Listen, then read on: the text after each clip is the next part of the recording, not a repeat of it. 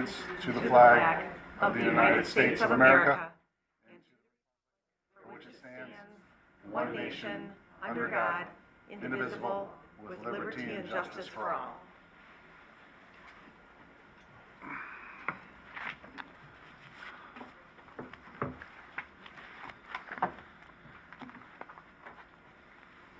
Welcome, everybody. Just before we get started, our audience participation, unscheduled audience participation cards are on the top over by the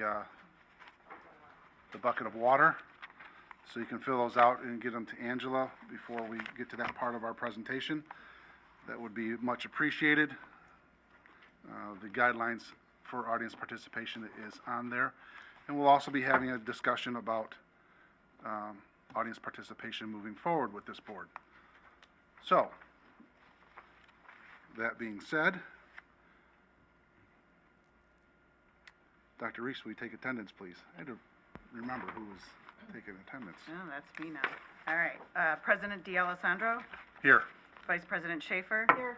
Secretary Reese here. Treasurer Hanser? Present. Trustee McDonough? Here. Trustee Summers? Here. Trustee Whitney? Here. Okay, and one other thing, as we go forward, just make sure you're hitting your green button. I think everybody was very well heard, but just want to just bring that up. Remember? I know, I'm the one who always forgets, but I just want. Okay, there are changes to the board agenda. There aren't any. There is a motion for a consent agenda, which is item number 3, which is the meeting of our minutes from January 10th. Is there a motion? Mary, Move to approve the consent agenda as presented. is there support? Support, James. Any discussion? All in favor? Aye. Opposed? Motion carries. Thank you. Item number 4, prearranged request to address the board. And that would be Principal Beasley from Oxford High School. Good evening, everyone. It is all yours. Thank you. We do have a presentation up here, and I was telling Amanda before the meeting that it is so difficult to take everything good that happens in our school and to talk about it in 5 minutes time. So I'm going to do my best, but I want to start by acknowledging and introducing our student relations teams at Oxford High School. One of the things that we did this year in order to meet student needs is to divide our staff in the counseling and administrative offices into teams. And so our student relations teams are broken up. Each team has an assistant principal, 2 counselors, a family school liaison, and then the entire team is supported by our dean of students and myself. So before I get started, I want to introduce the A through F leader, Christy Gibson Marshall. She works with 2 counselors, like I said, and a family school liaison. The G through M part of the alphabet is Mr. Kurt Noose. And N through Z, Mr. Kevin Nelms. Mitch Brooks is our Dean of Students, and again, he supports all students, as well as our athletic director, Tony DeMar, who is here as well. So we're really proud of the work that we're doing within our teams. Our teams meet weekly, and they discuss just those students and issues related to their part of the alphabet. We also meet as a counseling group. We have administrator meetings, but these particular meetings, these student relations teams, are the people that are supporting the students on a day-to-day basis and sometimes hour-to-hour basis. I would like to continue on by letting you know that we have my presentation has broken up into a couple parts, and I wanted to just acknowledge some of the things that we're doing in the area of academics this year. Our main goal, is increase rigor in all classes. Last year, as you know, was quite difficult for our students and our staff, and that was one thing coming into the school year that I heard loud and clear from our administration, from Mr. Wolf, from the teachers, from the parents, from the students, that they were ready to get back to learning And we did that starting on day one. This year we just finished final exams for semester 1. It's the first time in over 12 years that our entire building has had final exams. Previously, we had some opt-out options for our students, and we were really proud of the work that they did. Grades are due tomorrow, and our teachers have been busy working on that. I just want to also recognize that the support of Oakland Schools to our building has been just tremendous in the last year, and we've been focusing on social emotional learning, and we've been partnering with them for professional learning. And I'm going to talk about a day that we had just a couple days ago in the help that we had from them. These are some of the supports that we offer, and I just wanted to note the range of supports. So we have honor societies that work with students. We have Varsity Tutors, which is a 24/7 online support. That's for all of our secondary students in Oxford. And we also offered a SAT prep class, which is on after school and weekends for students, and that's free of charge for students that were interested. So that's been going very well as well. Next up, I wanted to just highlight for you in the area of the arts. The arts had a lot to highlight for us this year, and our building has been host for choir, solo, and ensemble, for festival, band, and orchestra. We are really proud of the building and our facilities, and the work that our team does to keep that building in tip-top shape, so we are able to host those types of things.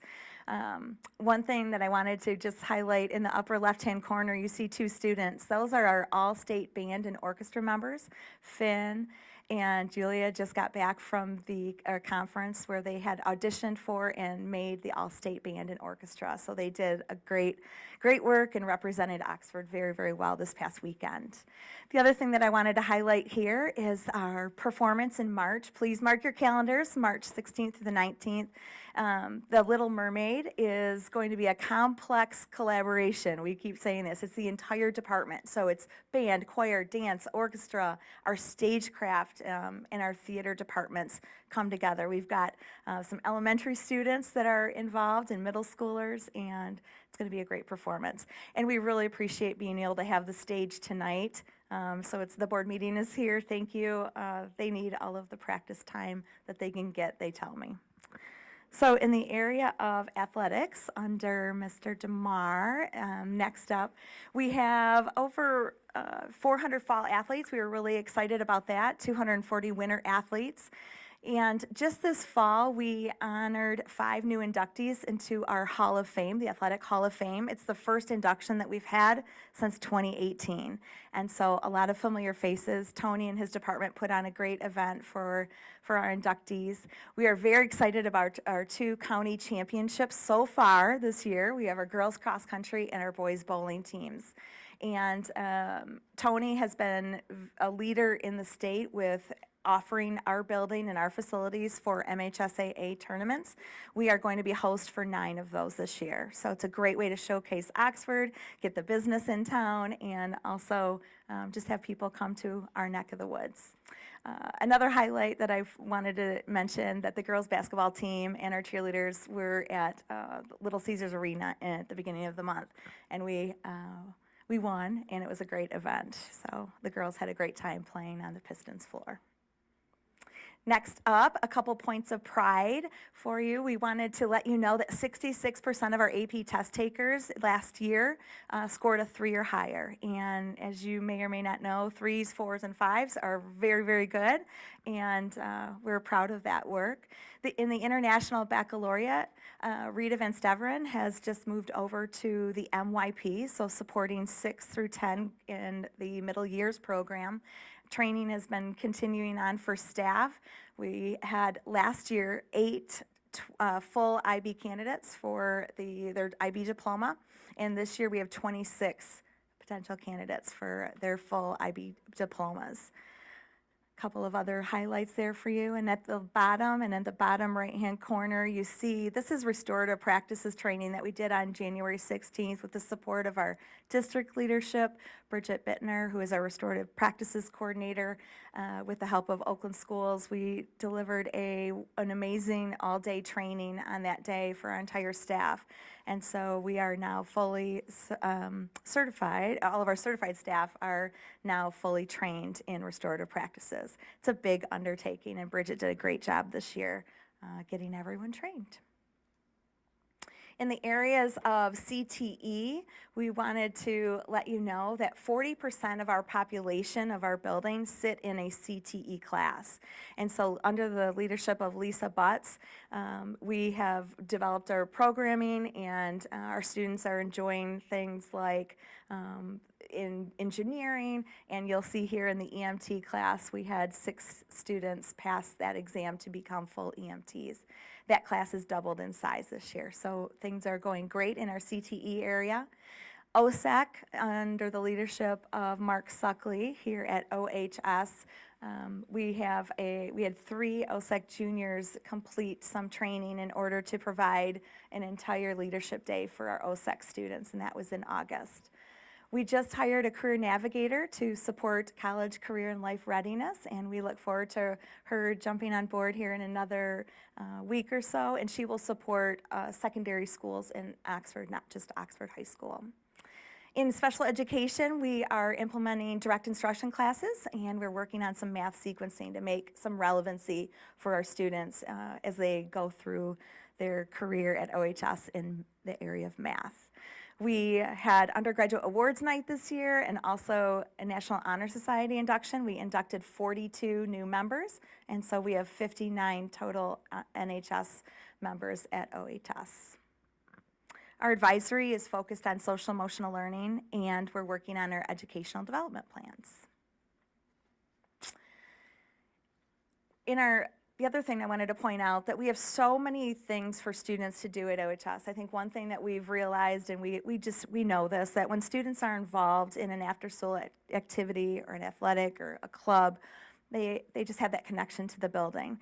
And based on some student input this year, we have brought back our powerlifting club. It has over 60 members, and the student athletes are already competing, and they've done just a fabulous job. It's been a welcomed addition back to OHS.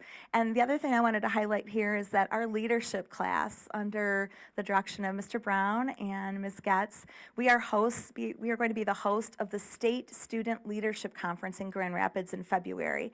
Huge undertaking. When Ms. Getz called me in the summer and said, "What do you think?" Of course, I'm going to bite off more than I can chew, but our students have been preparing for that. Being a host of a conference is a huge undertaking, and they are so excited, and it'll be a great event for all of our students in the state who participate in that conference. This fall, we welcomed back inside to a homecoming assembly. So the photo at the top is our homecoming assembly. We also had an athletic assembly. We had our first wrestling dual meet of the season as an assembly for students. And then we also had an arts assembly. The Dance Conservatory put on a performance in October. So the other points of pride, these are just smiles and pictures taken throughout the year. And I guess I just want to acknowledge, too, we had some donations. Our staff got together and wondered what we could do on the 30th and beyond to kind of take back our building and to light it up. And so we hosted a night called Light Up OHS. We got donations from community and throughout the state with lights, and we had about 700 kids and staff members come to the building to decorate and just to be together. We did chains, put lights up in classrooms and around the hallways just to decorate our school. It was a great way for us to come together and just have fun together. As I leave you tonight, I put some notes together because, as I said, it's really, really hard to encapsulate everything that goes on at OHS on a daily basis, and it's been just an honor for me to serve alongside of some of the most dedicated and strong colleagues and students in my career. Board, I want you to know that we have good days. We have great days. And we also sometimes we have rough days. But I want you to know that no matter the day, whether it's good, great, or rough, The support and the love that I see between students, between staff and students is unmatched in any building that I've ever been in. It's nothing short of extraordinary, and I want you to know how proud I am and how proud you should be of every student who walks through that door in the morning, every staff member that comes to work every day, every parent that comes and drops off homework or shoes. It is a great, great place to be, and I welcome you to come visit us, and I'd love to show you around and take you to see some of these amazing things that are going on. I was told once never to apologize for my tears, and I'm not. But I cry, and these tears are of joy and of pride and of gratitude to an amazing community of learners. So, thank you. Thank you. Thank you, Daisha.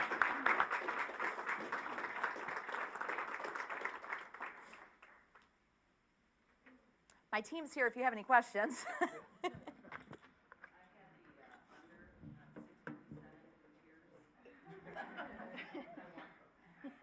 Anybody have any questions for Daisha or her staff?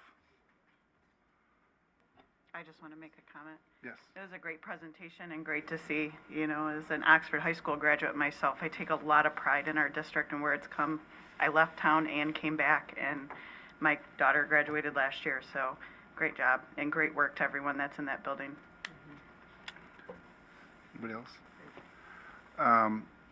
To all the staff members that were involved in whether it's a state tournament or county meet, anything like that, to bring others from outside Oxford to Oxford, thank you. It's important that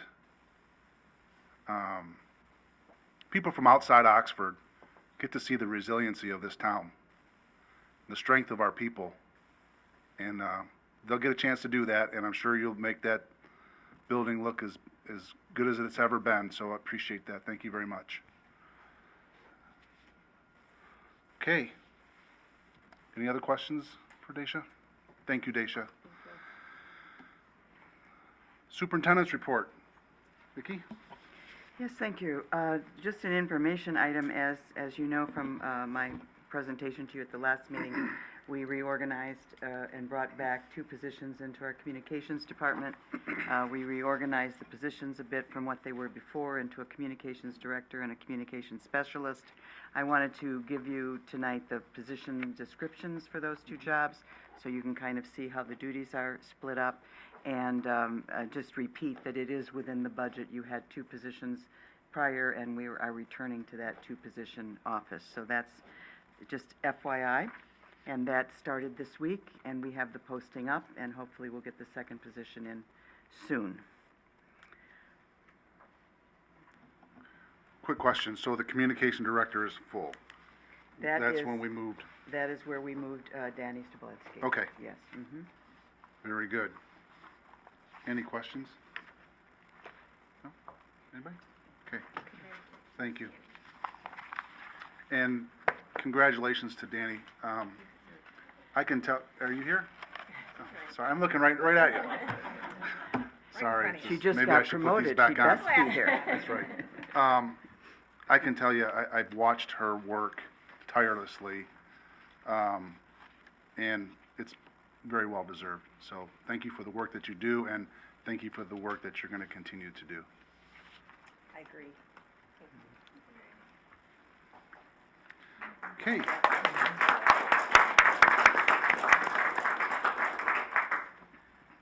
Item B. Yes, thank you. So as also mentioned at the last meeting, each month we want to bring for you a progress report on where we're going with the recovery plan. Yes. I'm going to stop calling it a 3-year recovery plan because as we are monitoring it and assessing it and managing it, it is real clear it's going to be a living plan, and the only thing that's going to happen is it'll probably be amended and readopted as the years go on. Tonight, we have action steps that are going to be reported to you from several different areas of the plan, so I've given you a workbook. This was so fun for me because I'm a teacher and there's nothing more you want to give your class than a workbook and an assignment. So your assignment is to keep track of the action steps we're reporting to you, and as well as further questions that you might have or anything that you want to come forward. So we will keep this. Now, do you have this? Yes, okay. We will keep this in front of you each time that we come, and you also have it electronically. So without any further ado from me, because, you know, I can ask for the reports, but I'm not going to be the one giving them to you, just so we're clear on that. It just comes under my item on the agenda. I would like to have, how are you starting, Todd, with Dr. Christine Russell, or are you going to open it up and introduce your team? I'll start. Okay, thank you. Before you start, Todd, just for the board, this is a lot, would other board members would agree, this is very much like our guide for our superintendent evaluation. So it's something that's a living document that we refer to on an ongoing basis so that we can make sure that the steps that are put in place, not just to monitor a superintendent, and the superintendent would evaluate their employees and all the way down to building principals. This is something for us to make sure that all these things that we have documented here are being followed and kept track of. So this is a great report, and this is something that I think is going to be very beneficial, not just for us, but for the district. Thank you, Dan. So as we get started, each of you have your packet in front of you. I would recommend turning to your SEL section, the social emotional learning section. That's where we're going to be spending most of our time this evening, going through our action steps and strategies. So that'll make it easier on you guys. I always like Cliff Notes in school. So anyways, this is going to be a shared presentation. We've got Dr. Christine Russell here, who is our multi-tiered systems of support coordinator, who's going to be speaking to us regarding some of our slides and content. Myself, and then Mr. Stephen Wolf, Assistant Superintendent of Secondary Education, is joining us as well. This plan, as has been mentioned, has the potential to go well beyond 3 years. 3 years is a benchmark year for evaluation, definitely, as we go forward. Deep analysis and after the 3 years will mark the year that the last class that experienced the tragedy at the high school has actually graduated from the high school. So as we move forward, we want to keep that in mind. Please be mindful that today's update is an overview of the current work that several people are doing across the district. Implementation varies oftentimes by buildings based on the priority of needs in that building, and to be sure that we have sustainable change that directly impacts our student success. So we're constantly looking at that. As we go on here, social emotional learning is really the focus of one of the 5 areas of our 3-year recovery plan. The 5 areas regarding social emotional learning that we really focus on as the core competencies are self-awareness, self-management, responsible decision-making, relationship skills, and social awareness. Most of this is probably common knowledge to all of you from past discussions, presentations, but we wanted to definitely put that up there. And as we go forward, the next slide shows our first goal in that section of the plan. Our action steps and strategies, we'll just walk through them. So reviewing existing SEL and anti-bullying curriculums and evaluate our needs, considerations for additional and different resources. As we look at that, we're in the process of reviewing with Hanover Research 6 different SEL and anti-bullying curriculum resources. While evaluating these, we're looking at needs and considerations for additional and different resources as that action step states. Currently, the 6 particular resources we're looking at are the Michigan Model for Health. We're also looking at Move This World, PATHS program, Positive Action, Second Step, and Trails to Wellness are the 6 programs we're looking at. As you move to the next action step in Goal 1, it's aligning curriculum with Early Childhood Center and preschool programs. We are currently looking at our early childhood programs, which is 0 to 5 years old, and Ms. Russell is actually actively working with aligning the platform specific to MTSS and PBIS with our 0 to 5 programs over there, which is really, I've got to say that That is highly unusual to be working with our youngest kids and aligning all of our platforms through elementary. So initially we were DK through 12. Bringing in that component is just, it's pretty awesome. So yeah, we're stepping forward with that work. As we look on, we are continuing to provide weekly lessons. Our family school liaisons are providing weekly classroom social emotional learning lessons using the Second Step resource, which is an evidence-based and research-informed resource that we're using across all elementary schools. So each of our elementary schools has had those weekly lessons being provided by our FSLs. And again, our restorative practices and anti-bullying coordinator, Bridget Bittner, in partnership with Oakland Schools, continues to train all district staff in restorative practices to exceed the state mandate specific to restorative practices relative to discipline. As Ms. Beasley stated, our OHS staff had actually all staff training and completed training the entire high school staff, which in Oakland County is somewhat unprecedented. So great accomplishment by Bridget Bittner and our Oakland Schools consultants there. I will say that we are working with training not only our high school staff, but we're trying to build restorative communities and classrooms and empowering our staff through the restorative practice model and framework. Therefore, we not only have 100% of our Oxford High School staff trained, but we've got approximately 30% of our middle school staff trained and 34% of our elementary staff trained in restorative practices. So this is used both as an instructional tool in the classroom and to resolve conflict and restore relationships with students. Yeah, Dan. Quick question, because I think it has a perception of what restorative practice is.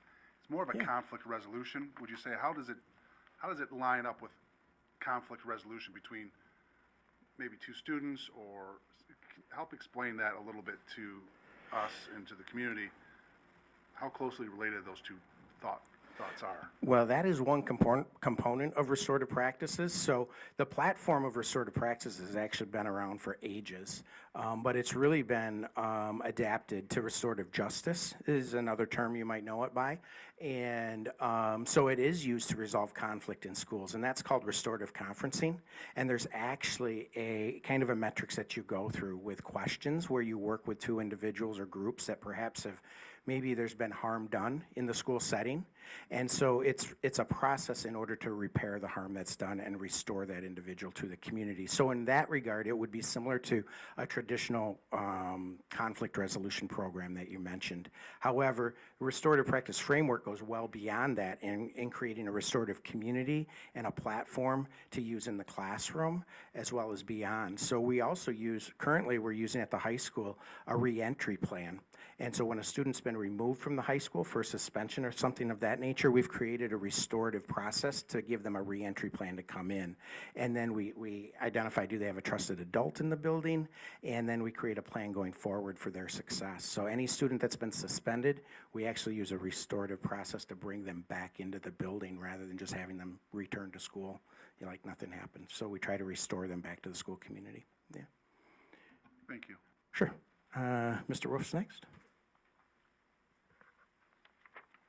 Thank you, Mr. Barles. Good evening.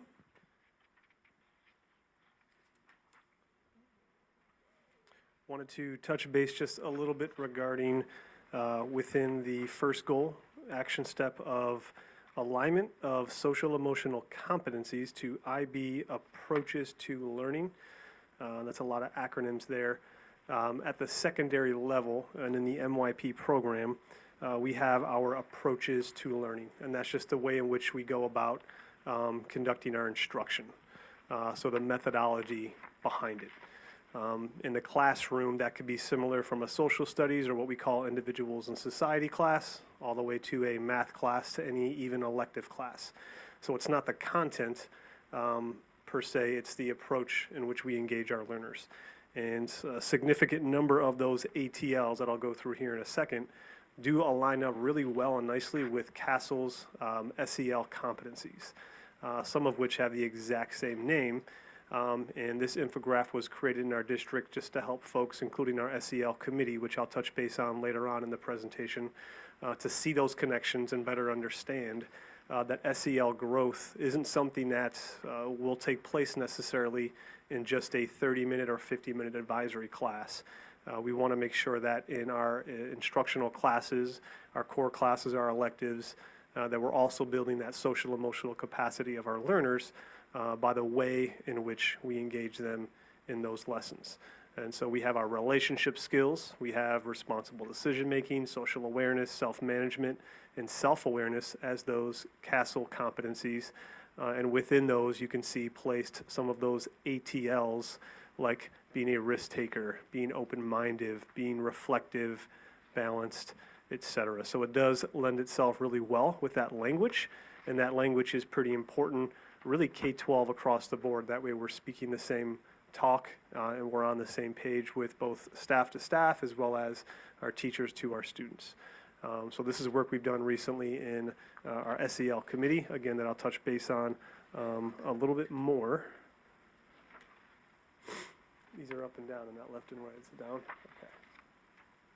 And here's another great infographic just to kind of simplify that framework of MYP, which is our middle years program, and what we create as our approaches to learning, our ATLs. And so we've had quite a bit of help from Oakland Schools with our SEL implementation, and it doesn't just happen in the advisory class, again, that we'll discuss.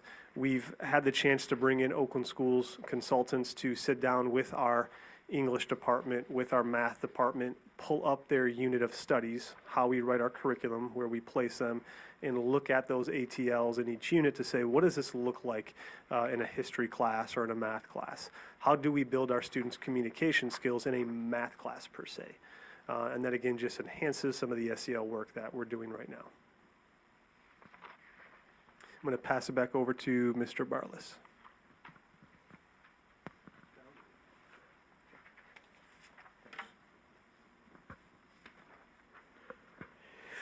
So with Goal 1, action step and strategies, implementing and enhancing current positive behavior intervention and support programs.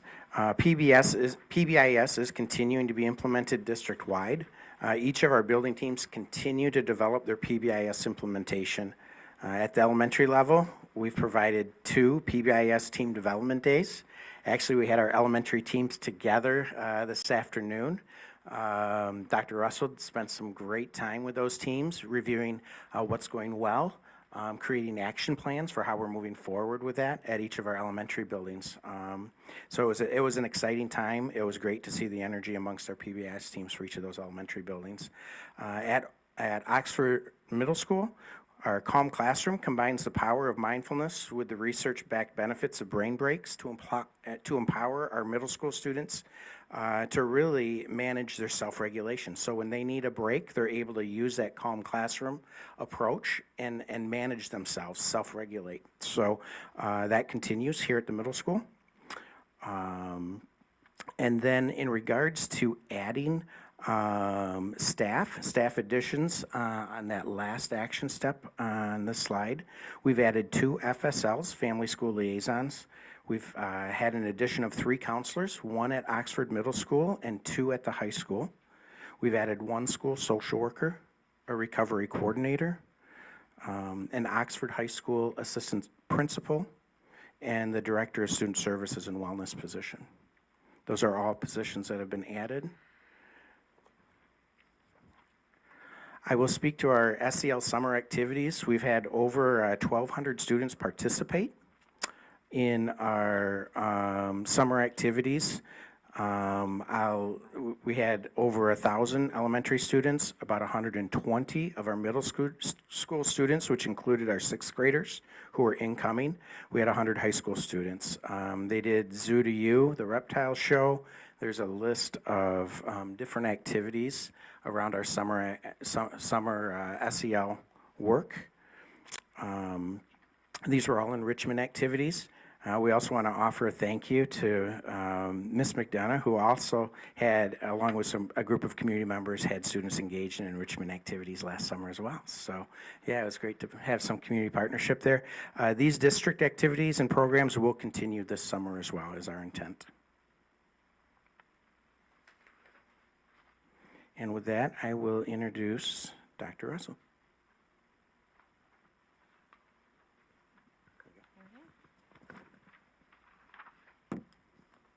Thank you so much for having me here today. I have been asked to come tonight to speak a little bit about our screener that we're using within our school system to take a look at our student social, academic, and emotional health. We, as a district, have selected a screener in the same way that you would select a screener to look at academics, reading, and math, because we know how important it is for our kids to come into the classroom ready to learn, and their social and academic health is important in that as well. So Oxford has selected SABRS as the assessment. It's a social emotional, to look at the social emotional aspects of our students all the way from DK up to grade 12. And this stands for Social, Academic, and Behavior Risk Screener. We use this in combination with our other data, math and reading screeners, teacher input, course grades, attendance. We use all of that together to get a picture of how our students are doing, how ready they are for what's going to come within the curriculum, and to help define ways to support them to be more ready. So the assessment tells us if there's anything in the social, emotional, or behavioral health areas that may hinder a student from being ready to learn. Questions are asked such as, is there a lot of distraction for the student when they're in the classroom? Are they coming prepared to the class? Are they getting along with others within the school environment? Those types of questions that help us know, because if a student is struggling socially and they're not connected in the school, as we heard earlier, we want kids that are involved in the after school activities. We want them to be doing socially well. The better they're doing with that, the more they're going to be able to gather from the academics that we have within the environment. So this assessment helps us take a look at how we're doing. So I have some results here. There's two different assessments that are used, a screener that the teacher uses to give a picture of how students are doing, and then also students respond to a survey as well. What you see here are the results for our elementary, middle, and high school. With any screener that we're doing within a school environment, we're looking for at least 80% and hopefully more of our kids to be doing well in that initial screener. So this is our fall initial screener. When more than 80% of our kids are doing well, that means that we likely have the amount of resources in a school to support those kids that may need something extra. So when you look across our elementary, middle, and high school, we are well above an area where we know that we have healthy students and that we also then have enough resources to support kids who may need more. On these graphs here, you can see the percentage of students at each level, elementary, middle, and high school, who our teachers are reporting are doing well with their social and academic and emotional risk screeners. And then you also see the number at the bottom of kids that translates to, what number of kids across our district our teachers are reporting are doing really well, and what numbers may need some additional help. And these, to me, are numbers that in any system, and especially a system like Oxford, where we have already prioritized things like family school liaisons, adding additional counselors, we have the resources and the supports to support those kids that teachers are saying may need a little bit more. We'll talk about the exact supports in a couple slides here, but these numbers tell us that we overall have really healthy kids. This is then the additional assessment that's done in middle and high school, where we ask students to rate themselves as well. It's important to get both the teacher and the student perspective. Teachers see students throughout the day and know a lot about how those kids are doing, but kids also know a lot about themselves as well. They know what's going on that they might not let others see, and we need to be asking them to tell us about how they're doing as well so we can best support them. So at middle and high school, you see our results here as well, and the numbers that translates for a number of kids that may need some additional support. Again, we are feeling like the numbers that we're having are really positive, that the things we're doing for all kids, like social emotional lessons, our PBIS work, having counselors and family school liaisons available to all is really helping and supporting our students, and we know that we can get that extra support to kids that need it. So What we have here is just a quick look and a quick overview of some of the general supports that we're providing and things that we're doing with this data after we collect it. So at that tier 1 level, school-wide supports all the way to the left, we use this data to help support our PBIS model. We make changes to what we're doing and the way we're teaching kids within our school environment when we see that there may be some need within our screener that we're doing for the whole school. It helps us to plan our social emotional lessons. So for example, if we had like a 4th grade where the teachers were reporting there's a number of kids who are just struggling socially, it's a tough group, they're not getting along, we can alter and change and put a lesson in earlier that helps teach how do we cooperate with friends. And we can change what we're doing to make sure we're addressing those needs for the whole grade level rather than waiting until just that lesson shows up 6 weeks from now. Let's do it now if our data tells us that we need that. We also can use this information to track changes in a school or in different grade levels or with specific students, and then monitor the overall health of what's going on in our schools. At a group level, so if we have some kids that are struggling a little bit, we can pull them into groups and do things like restorative or listening circles to help support them. We have small groups that can be run by family school liaisons, and we also can just give this information back to teachers so that part of our work can be to make sure our teachers are doing extra check-ins and extra relationship building with kids that are saying either through the teacher report or the student report that they need a little bit more, so that we're all a part of helping to support those kids get what they need. When we have kids that we know need that individual support, we can do individual check-ins with students, we can have individual time with our counselors or family school liaisons or social workers, and truly even our teachers, because we have some outstanding teachers here that really do wrap their hands around and their arms around those kids that need a little extra. Contact parents as needed and track their growth from the supports that we're providing. Thank you so much. Can I ask you a quick question? Sure.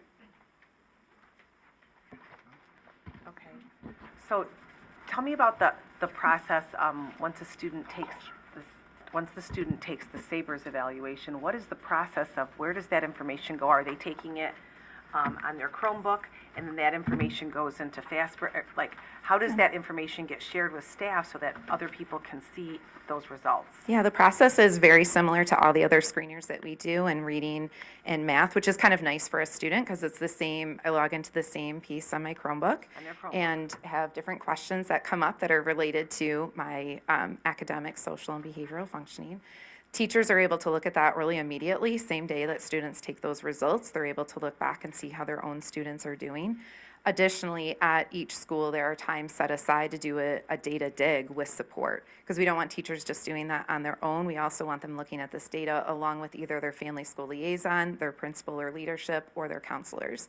So for example, this week, tomorrow, our middle school is taking a look during, or maybe they did on Monday, this week.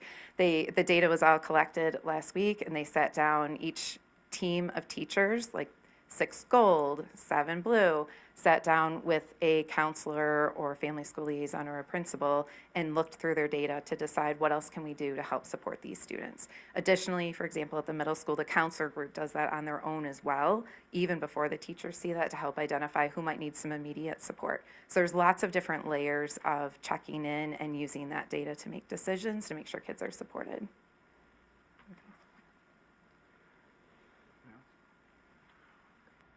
How Dr. many Reese? times a year are you guys issuing this? I might have missed it. No, that's fine. At the elementary level, they're currently doing that 3 times a year, fall, winter, and spring. At the middle and high school level, historically, we've been working to do that 2 times a year, fall and winter, and I believe that's what we're continuing this year as well. So then kind of like each semester, you get that data and information, and at the elementary, it's kind of like each trimester, you're getting that data and information. Is this your first year using it at the high school? No.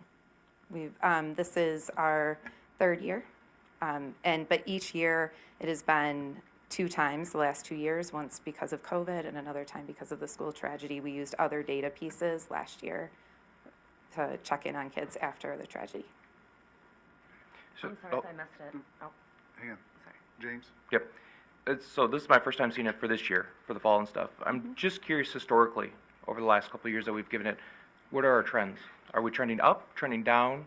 Is it different? I mean, obviously, the last few years we've had lots of different things going on and stuff. So I'm just curious historically where when we started, you know, and maybe it's something that we can get later, but I'd like to see it, you know, like last year this time compared to this year and stuff. Granted, Again, circumstances are different, but not to put you on the spot, I didn't know if you had No, that yeah. or knew if we're in a good word trend or not with all the new supports that we put in with family liaison people and social workers and such.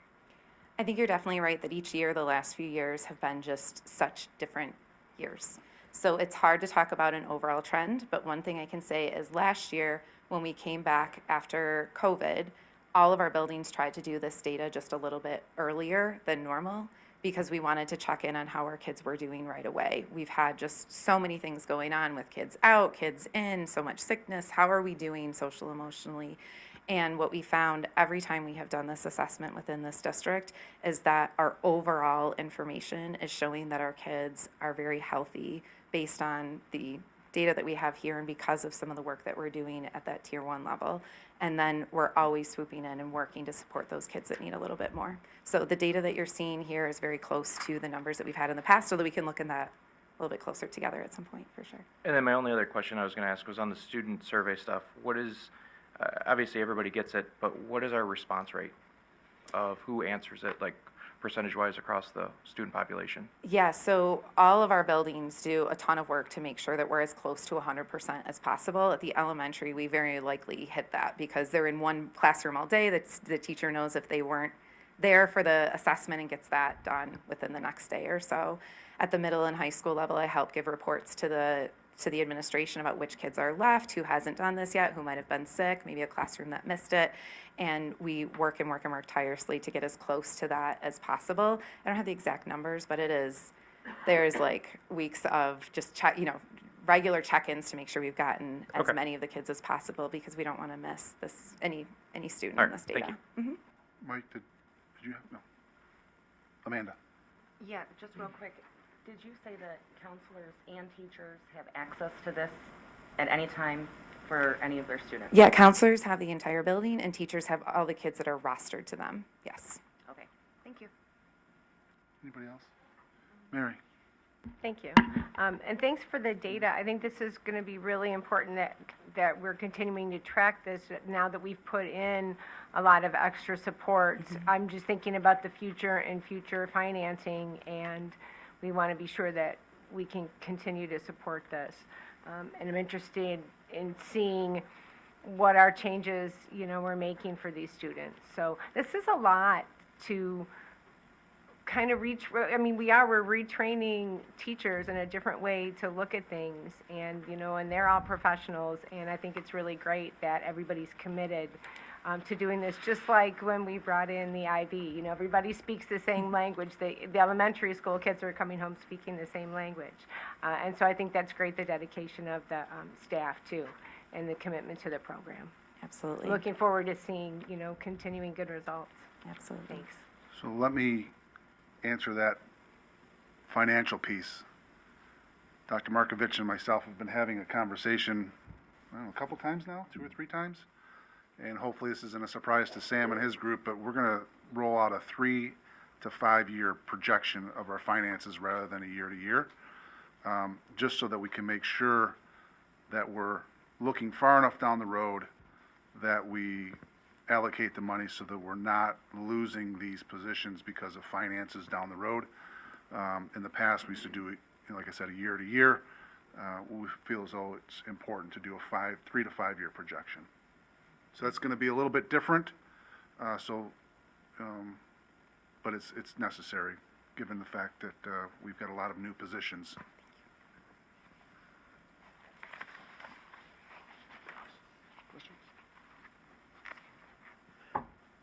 Thank you, Christine. Nice job with the Sabres, too. So Sabres, Christine works tirelessly with our staff, with training, with rolling it out, with making sure that we've got our students grouped appropriately, identifying those intervention groups and whatnot for kids that are identified. So great work. Thank you for presenting. Now, with goal number 3, I want to speak to Steve is actually going to speak to our committee work on the next slide. However, we have been implementing listening sessions, and we've done that both at the community level as well as the building level, and those have been very successful. We've provided listening sessions at the elementary as well as the secondary, and we've provided listening sessions with our staff. So it's encouraging when Dan had asked about restorative practices and how it goes beyond just conflict resolution. Our staff, we offered them the voluntary opportunity at the beginning of the year where they came back to participate in a listening session, restorative circle. And we weren't sure exactly how many would participate, so we had an alternate activity in that welcome back time. And I think we had about 85% of our staff participate, which was phenomenal at the high school. And then most recently on the 16th, when we did our full day PD, we started the day out with an opportunity for staff to participate. Again, voluntary, we had an alternate activity, and we had 100% participation in that staff listening circle, which was amazing. The feedback that we got was that that listening circle opportunity for our staff was probably one of the most valuable things that we'd provided to them this year. And it's just a safe space to come together and to share. So those listening circles are valued, and we're trying to embrace them and schedule them at more of a routine time for not only our students, but for our staff to use those as a resource. We're also exploring and developing our SEL Youth Advisory Council with our students at both the middle school and high school level. We've been working with the National Center for School Safety with regards to that, and reviewing different frameworks in order to implement a youth advisory council. And we think that that is going to be really valuable going forward, to have our youth really leading amongst their peers the concepts of what are the needs within the school, what are their needs amongst their peers, suicide awareness, how do we get that information out, how do we do some psychoeducational work with our kids in areas that we need to.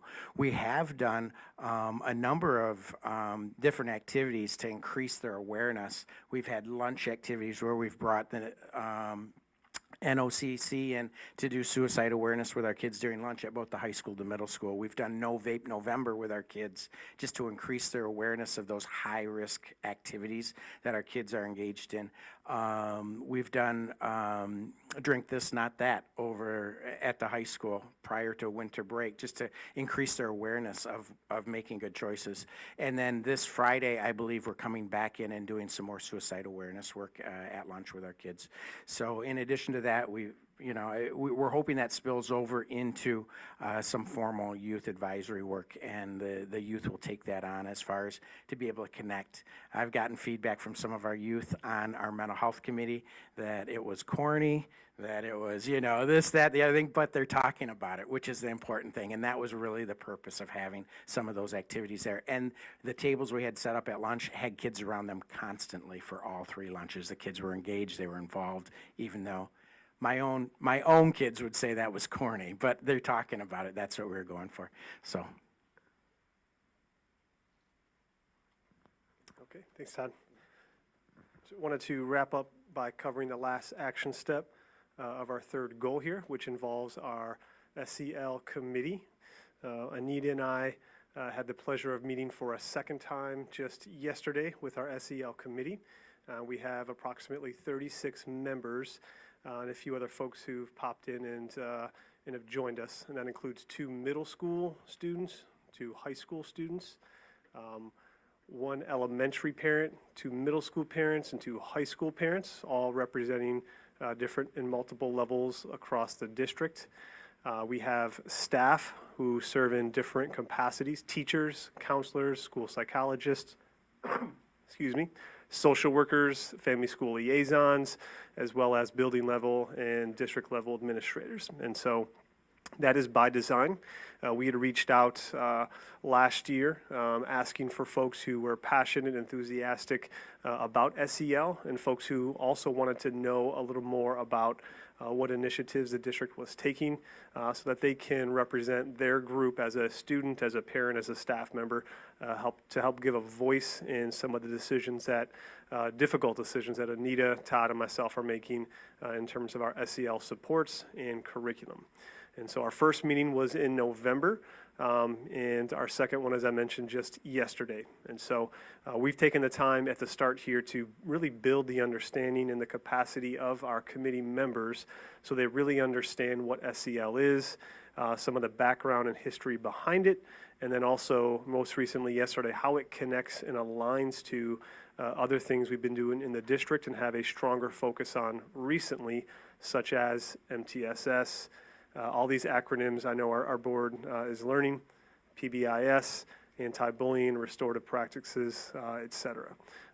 And so a lot of these committee times together are a lot of working sessions where they're working in groups, giving feedback, collaborating, and then reporting out their learning, their understanding, as well as feedback to Anita, Todd, and myself. And that helps guide some of the decisions we're making and some of the conversations we're having with others who are supporting us along this journey. So they're a great group of people, awesome parents and awesome students who've joined us. They're very excited to be there. Some of the students may be excited to miss some of their class time.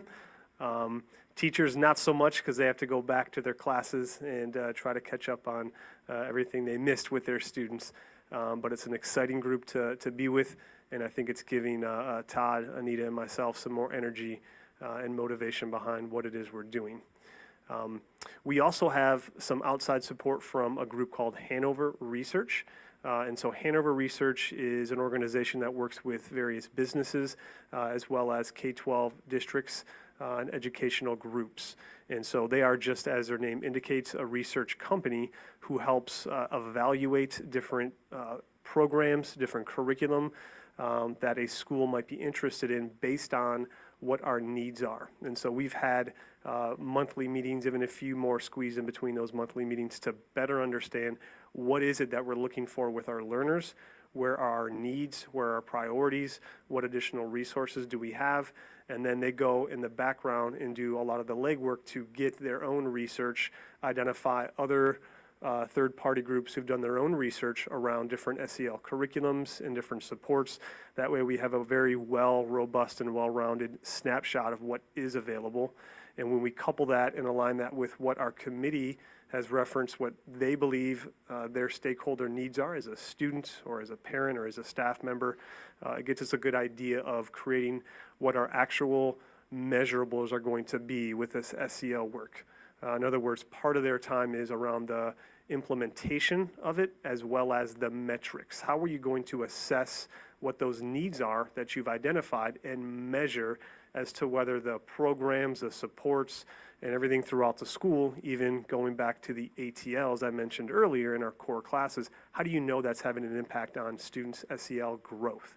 And so that's part of the support they're going to provide us that we're really excited for. Things that I know Anita, Todd, and I are really passionate about and have experience with, but having an organization to do a lot of that work for us on the side is of great assistance for us. So we're going to be presenting some of those curriculum resources that Todd mentioned a few moments ago.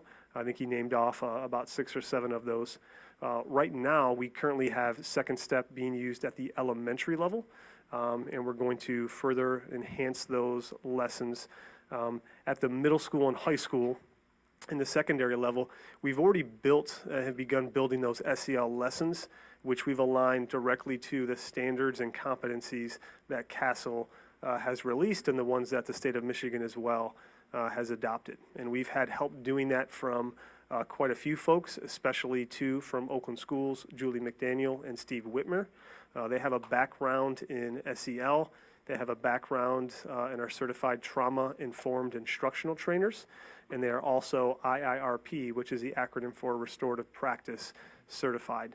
And so they have a very well-rounded background that helps us build and align those lessons directly to the standards. They've been fantastic, and they're the same folks who at the secondary high school level have met with our math teachers, our English teachers, to look at their units of study or their lesson plans to say, how do you build the communication skills, the relationship skills, which are really those ATLs in your core content areas.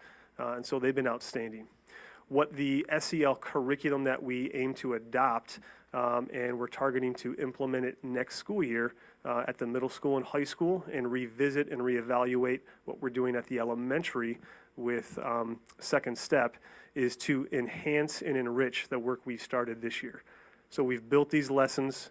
We've gotten support from Oakland schools with a great background in this work to build lessons that are aligned to those competencies.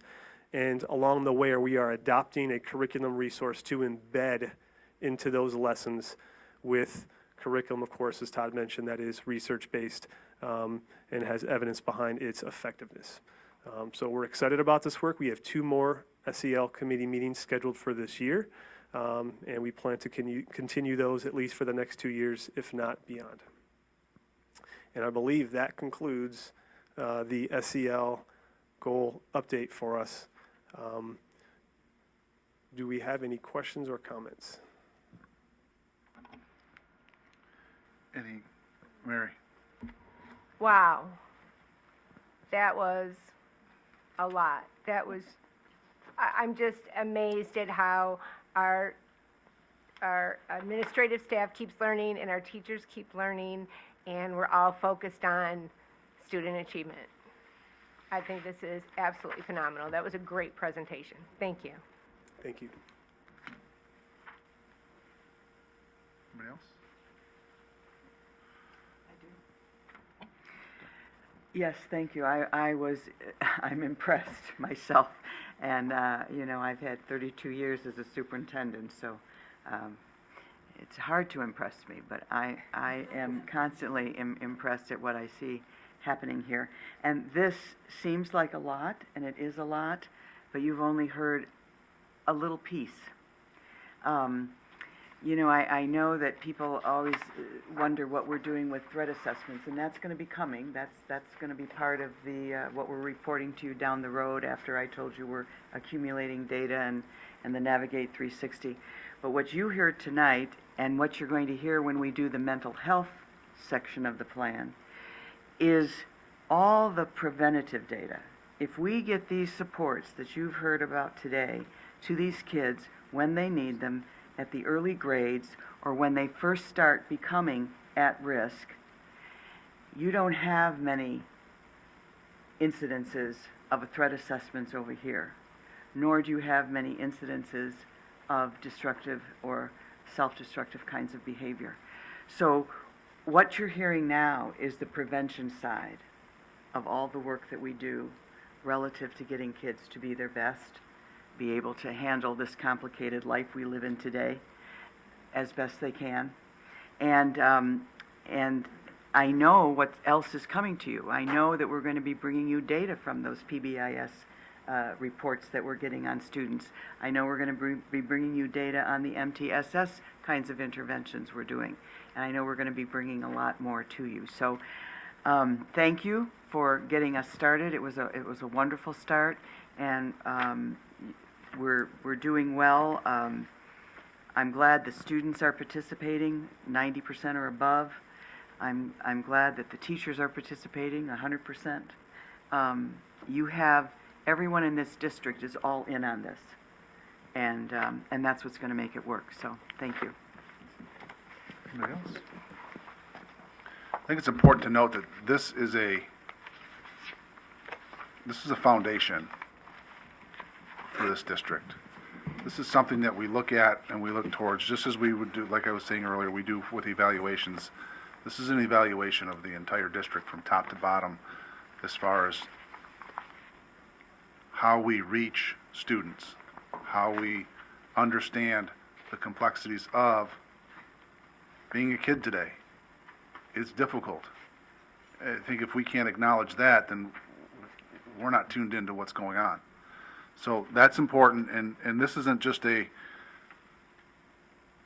isn't just something that was put together in a week, 2 weeks. This is an ongoing process, and it's not going to stop. We're going to keep, as Dr. Markovich said, we're going to have different steps as we go forward. So I'm looking forward to the next report.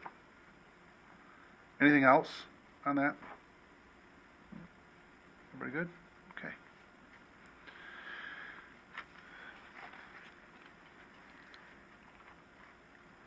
Okay, Board of Education matters. We have a discussion about our high school improv field trip request. As our presenter is coming forward to make this request for you, I would like to just ask you to consider, as you listen, whether or not you might be comfortable approving this trip with a motion tonight rather than waiting 2 weeks.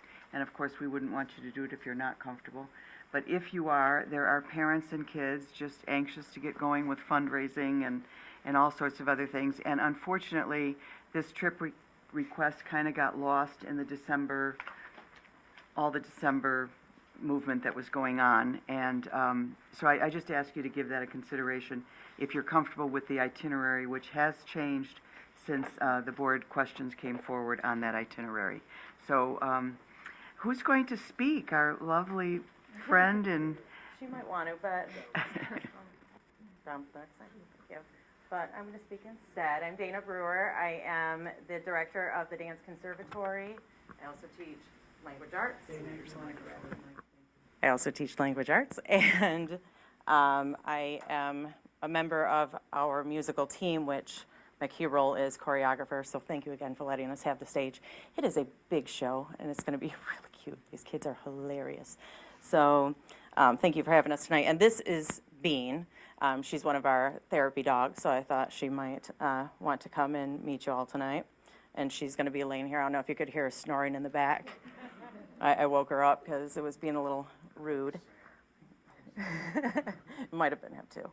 So I want to start by saying the reason I do what I do today and have found my passion in life is because I went on a trip when I was a kid on a trip to Chicago with NHS, where I got to see Phantom of the Opera for the first time and be in the big city because I'm from Memphis. I don't know if you guys know Memphis, Michigan. It's just down the road, but still most people don't know it. So being in a big city was a big deal to me, and it really fostered this love of travel and theater and all things performing arts in me that brought me right where I am today, and that's something I want to give to my kids, to my students. So that's something as a dance conservatory director, we do a lot of amazing things within our community and within our state, but getting to take them out and to do something really exciting and open their eyes to that aspect of things is really important to me and important to them. I'm doing this in conjunction with Leo Humbach, who is our choir director, and also Debbie Brown, who is our speech teacher.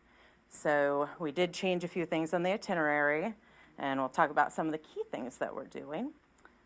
And honestly, the purpose in these next couple slides just kind of reiterate what I just said.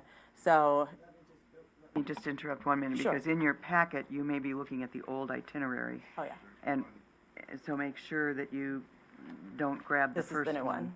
You look at the, yes, the revised one.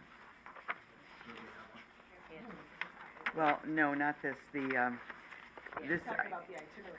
I'm talking about this itinerary, and we've emailed you a new one, so the items that changed on here, the Second City, let me just go through this for a minute. The Second City is specific to students only, and that came in the email that Angela sent you yesterday, I believe.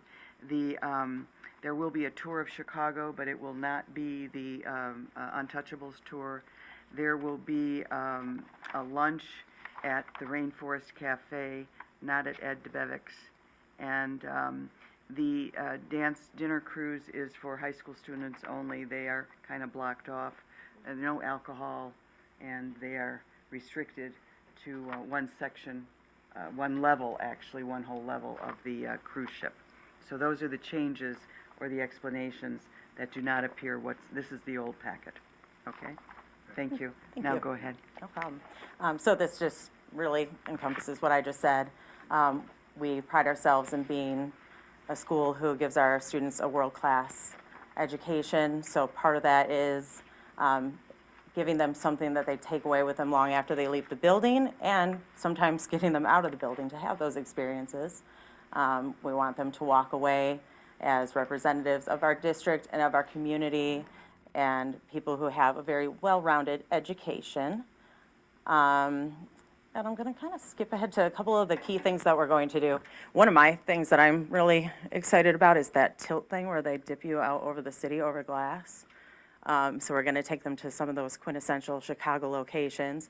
But the workshop at Second City is something that professional actors get to do. They go there for improv training and for musical training. So our kids get to take these workshop classes that professionals take. And they have actually a choice between two. One of them is more musical oriented and one of them is more acting oriented. So there'll be 2 sessions with our kids.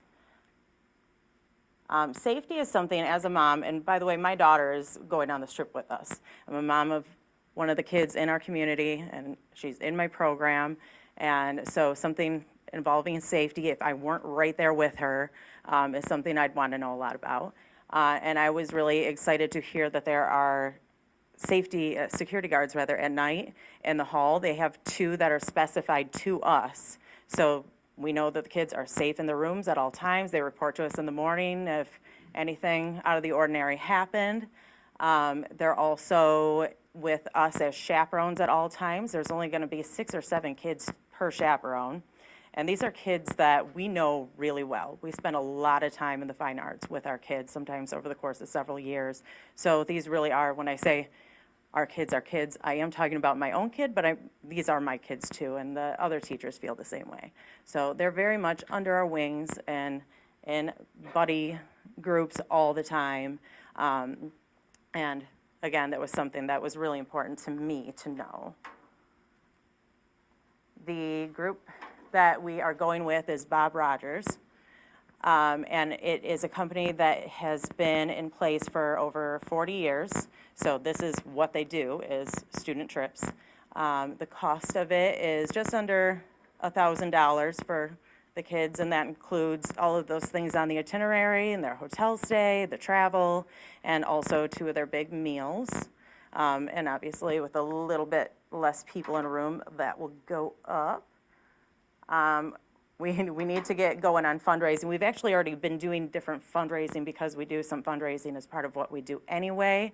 But once they know they are in fact going on a trip, that needs to kick into a lot higher gear. My favorite thing is actually those like bottle drives, returnable drives, which instead of kids having to go to Grandma and Aunt Sarah over and over saying, will you pay money for this? It gives them the responsibility of going and getting things on their own and getting the money back. And it's a lot more lucrative, honestly. And then once they get going on that more heavy-duty fundraising, Melissa Williams and the teachers will be keeping track of their profits. So the last thing I want to say, before you have any questions, is this is a group of kids with my daughter being amongst them. I know these kids really well. And I'm not going to be a Daisha right now. I'm going to be Daisha right now. I've watched them have to lose trips over the years a lot lately, starting from an 8th grade when they wanted to go so badly to Mackinac Island together with choir, and that got taken away. And then there was a class trip to New York last year, and that got taken away. And so all of these things that they've been excited to do over the years and have looked forward to for years keep getting taken away. So it's just, it makes me really happy to be able to start giving them back those opportunities that they deserve. Dang it, I really did not mean to cry.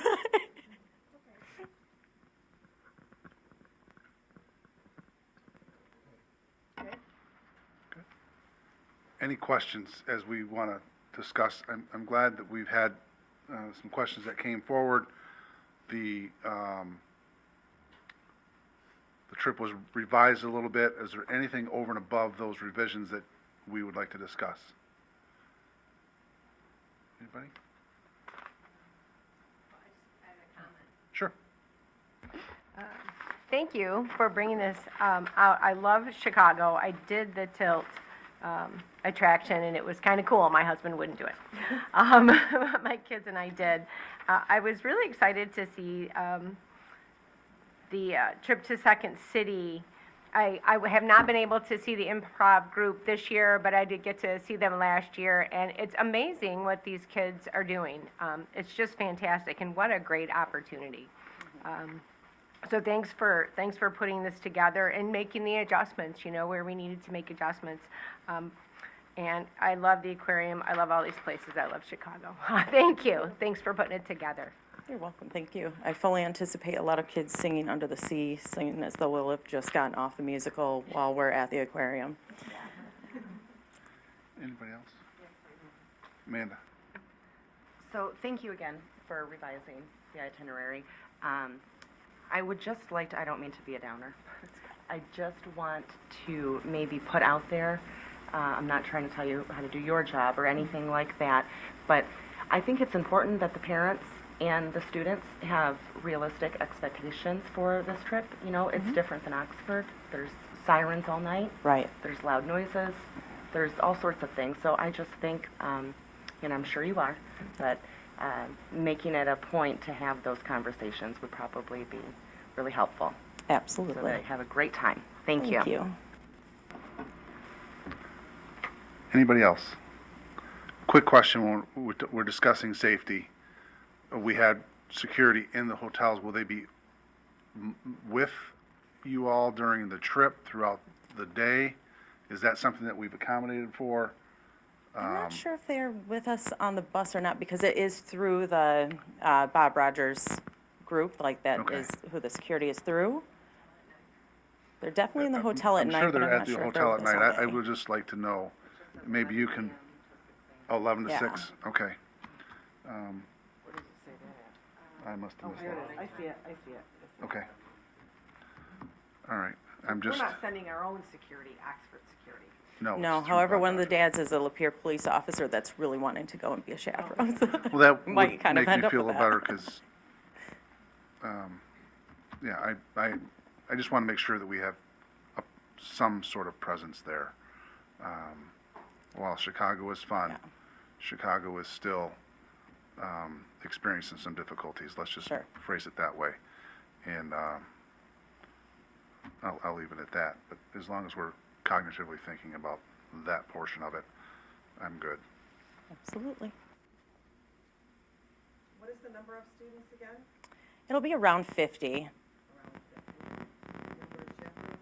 Let's see, there's the Brown, I think there are 8 that are within the package. 1 to 6. Yeah. Which, we keep saying we're a seasoned group between besides Debbie Brown, Dave Brown, who is quite the presence himself, is going. He'll be intimidating.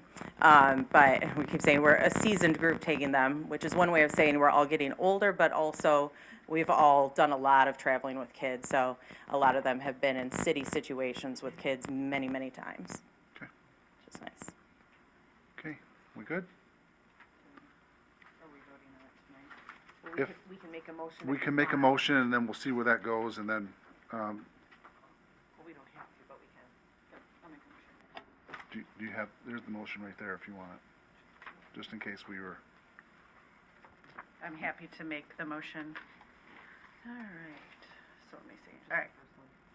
I move to approve the Oxford High School Improv Choir Field Trip to Chicago, April 28th, 2023 through April 30th, 2023, as supported.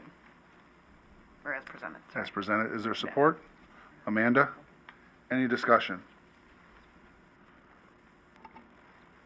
Yeah. Mike? Just for a point of clarification, I think this is the correct agenda. I was looking because I think it's Hard Rock, or maybe you don't. Maybe. I think it's Hard Rock. Because I don't, the issues that were brought up, I don't see, I think it's actually lunch at Hard Rock Cafe instead of the other. Whatever the last thing was. Rainforest Cafe. But yeah, so I think this is correct, and I just checked real quick to make sure that, so we knew what we were voting on. But I think this is the right one. Okay, thank you, Mike. Any further discussion? All in favor? Aye. Opposed? Let the fundraising begin. Thank you very much. Have a good night. I think, Buy some cookie dough. I thought he was gonna stay the night here. Very good. Okay, item B. your annual presentation. Katie Blazik, is Mr. Trotter here? No, he had to take his kid to, did you guys get these? Yes. Yep. Perfect. I think so. He had to take his daughter to horseback riding lessons. Okay. We believe that, I guess. Make sure you got yours. I have the travel club, This is the travel club, right? Yeah. correct. I don't know if we have all that. Who's gonna make it? You gonna make it? Okay. Okay.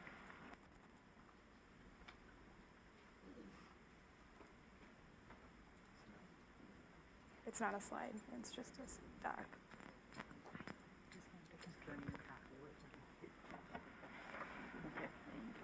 3 pages. Yep.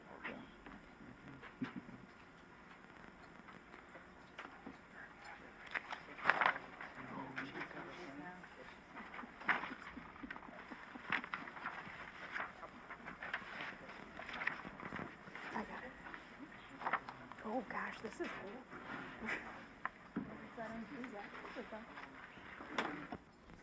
Well, good evening, and thank you for letting myself and Mr. Trotter, although he's not here, speak to you. I'm here with a request for the Oxford High School Travel Club. We are trying to get our club back off the ground. Obviously, COVID put a huge damper on things. So, I'm sorry, hold on one second. Grab my cheat sheet.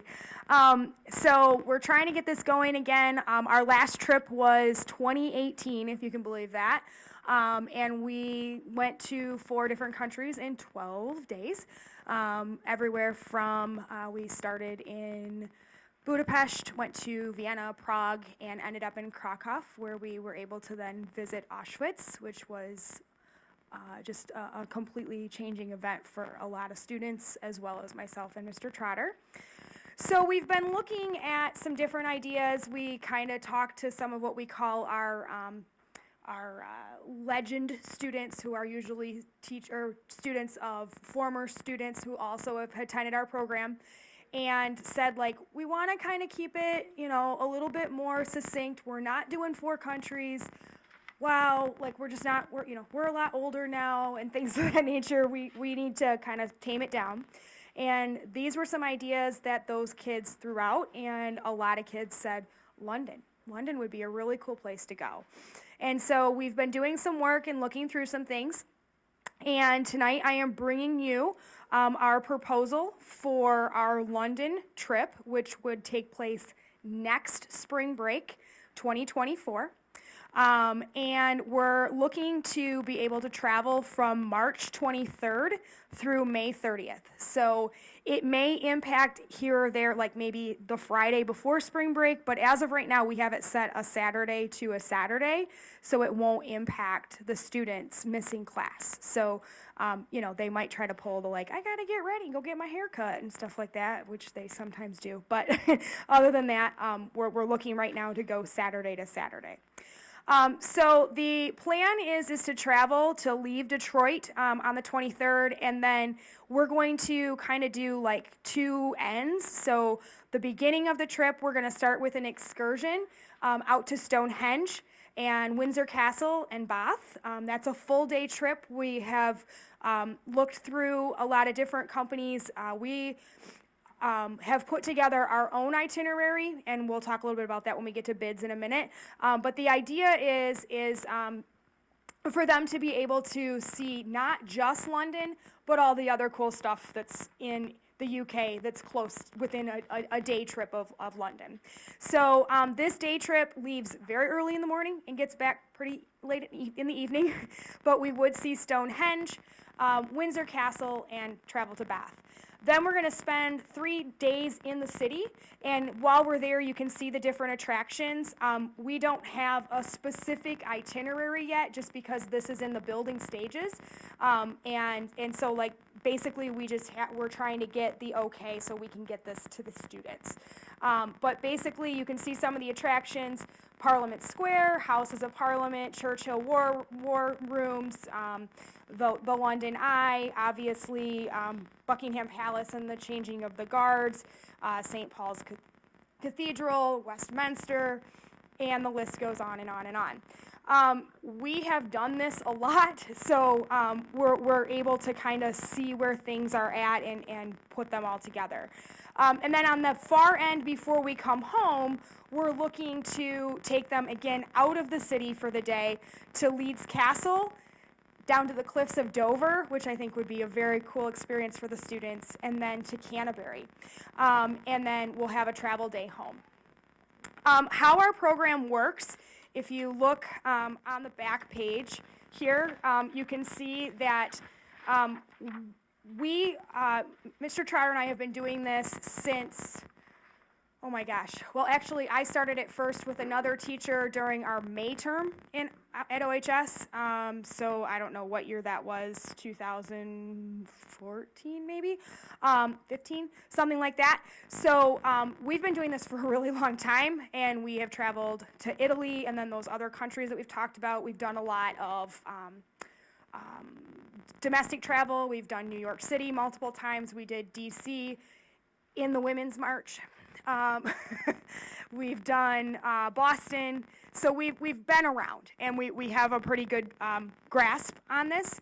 Our students, the goal of our trips is not just a field trip. The goal of our trip is for our students to immerse themselves in the culture, to experience that culture, and our goal is by the end is if you're sitting on a public transit that someone will come and ask you for directions. That's the goal, that we blend in that much and don't stick out. So what we have done here in the past is, if you look at the back page, Mr. Trotter and I have become pretty good travel agents, and we are able to piece together our trips on our own. We did go out and get 2 other quotes as requested. You can see that we built our program first. We built our trip without seeing any other quotes. And when we compared them to the other 2 quotes that we received, we were pretty much in the ballpark. The difference is between us putting a trip together and a company putting a trip together is it's not a canned trip. We aren't taking 50, we're taking 8 to 10. And we become a family. There's no question we become a family when we do this. As a matter of fact, I still have a student that traveled with us to Italy in our first trip in like 2016. She sees me in the grocery store. She's like, "Travel mom." I'm like, "Hey, how you doing?" Right? So I mean, we've been doing this. We're travel mom and travel dad. So we definitely build a rapport with our students.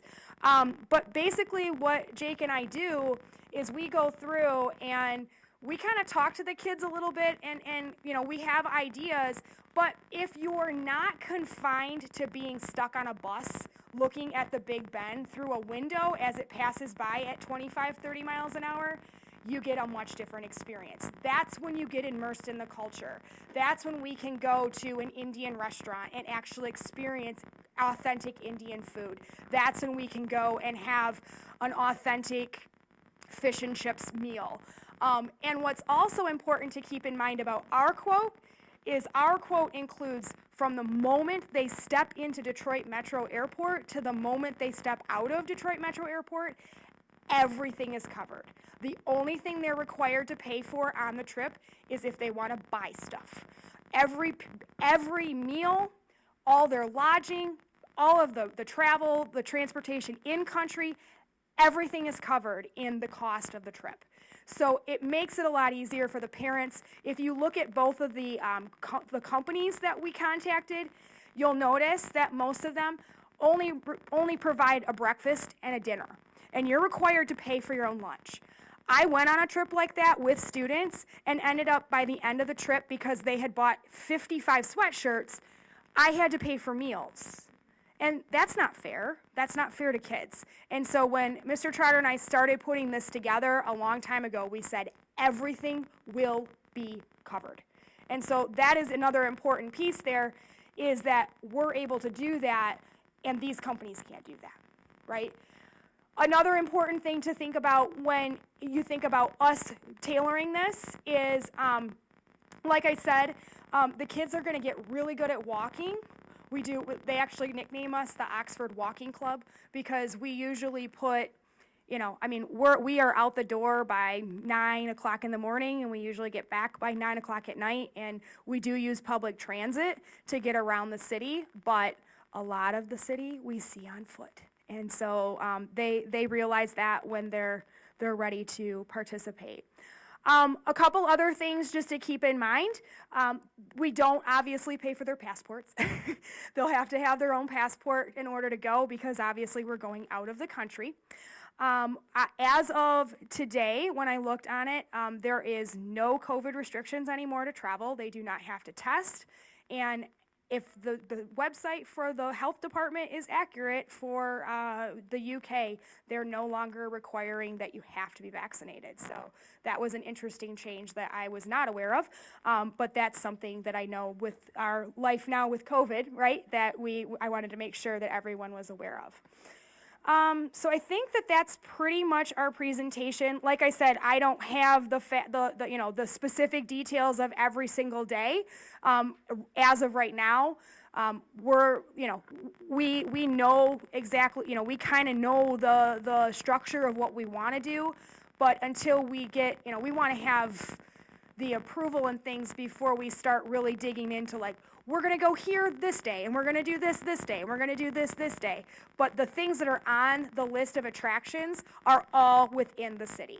So everything that's, we're doing in the city, we will be we'll get to by either foot or public transit, which if you've ever been to London before, they say you are actually able to eat off the floor in the tube because it's so clean. And that is a true statement. I've been on the tube, and literally if you spill something, the man that stands there says, "Excuse me, will you please pick that up?" Right? They yell at you and tell you to clean it up immediately. So it's not like other public transits that you might think of from other places.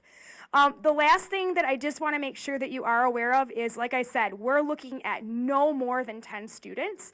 And so we do not use hotels on our trip. We like to use Airbnbs, and we make sure that we put together or purchase a Airbnb that has the appropriate lodging for beds and things like that. And Mr. Trotter and I are always with the children at all times. We do each have our own separate bedroom, and the boys would obviously be with the boys and the girls will be with the girls, but we are all in the same house together. We eat breakfast together. We line up and wait for bathrooms together, and like I said, we just really become a family together. And that is something that we changed after our last trip. We did all Airbnbs, and it was fantastic. It was so easy. They were so helpful with us. The person that we have contacted for a quote for our Airbnb has already asked, can we get you airport travel, like travel from the airport to our Airbnb? So there's a lot of things that are really, really helpful when you work with these people. So that's really what we are hoping that you will take a look at. And if you have any questions, I would love to be able to answer any of those for you. Thank you so much. Thank you, Katie. Anybody have any questions? I know it's a long ways out, but this is a significant trip that they're going to have to be spending some time either fundraising themselves or saving themselves. I did not. No, I don't. This is presentation, and then if we want to, we can have a discussion. But I would say that we would probably want to have it on the agenda to be approved at least by the next meeting, which would be, So definitely ask questions. yes, Yeah. it would be on the 14th of February. So will you have an itinerary by the 14th of February or no? I mean, we can put together like a mock one, but like I said, until, we literally just look at things and say like, okay, these are the things we're going to do today, and these are the things we're going to do today. But like, for example, when we were on the last trip, we had extra time, and the kids were like, can we go to Margaret Island? Yeah, let's go to Margaret Island because it's such a small group. It doesn't require as much like finagling to be able to say like, no, we don't need a bus. We don't need these things. The other thing about going with a tour group, we're so small, we're going to end up on a tour with another school. And when we did that before, we were on a tour with a bunch of children that were at least 3 years younger than us from a prep school that were just nasty to our children. And so it really hurt our kids' tour because we were like, oh, we got to get back on the bus with those kids, you know. So if you would like to see kind of a mock-up of ours, we can definitely put that together for you. But like I said, it's really just, you know, if you look at that list of attractions, those are the these are the attractions that we will see. It's just going to be in what order that we see them in. So the stuff on the This is what you're going to see. yeah.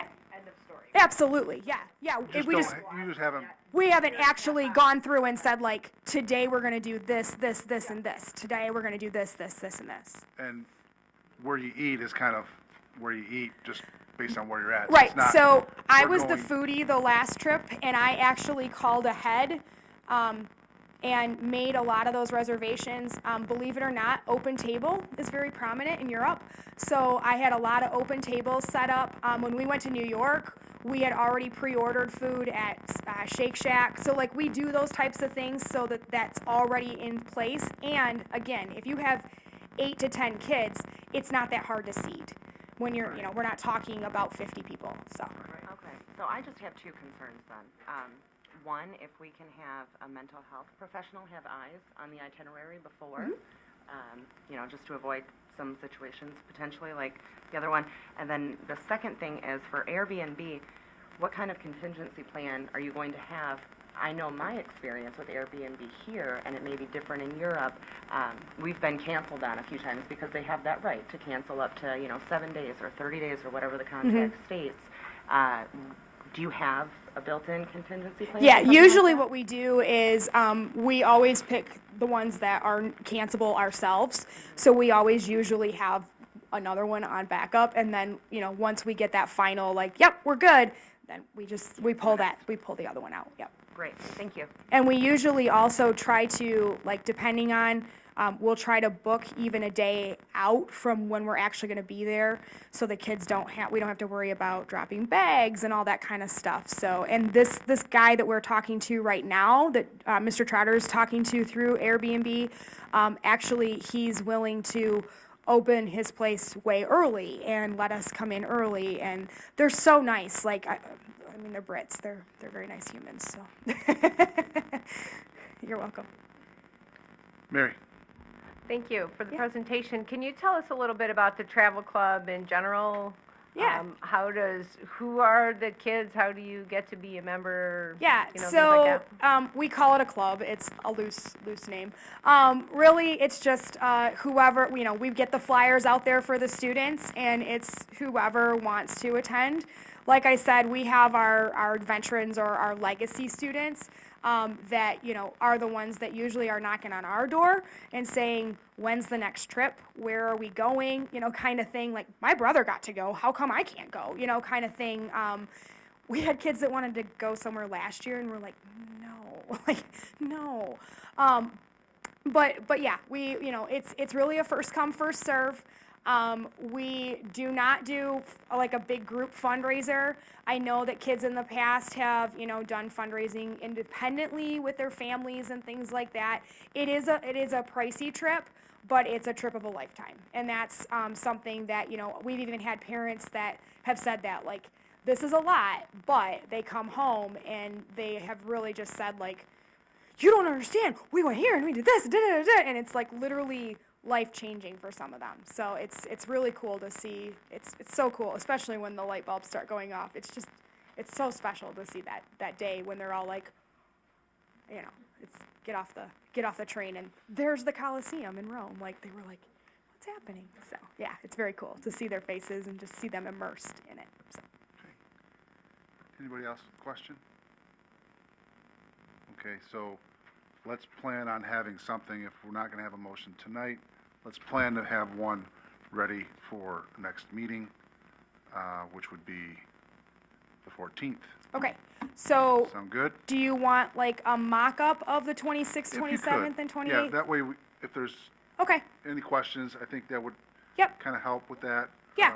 Be fine. yeah, okay, perfect. Sounds good. Thank you so you. much.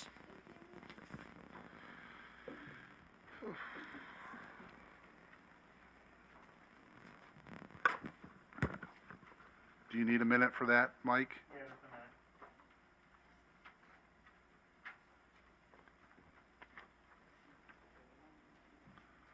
Okay, since I don't think anybody will be using the microphone,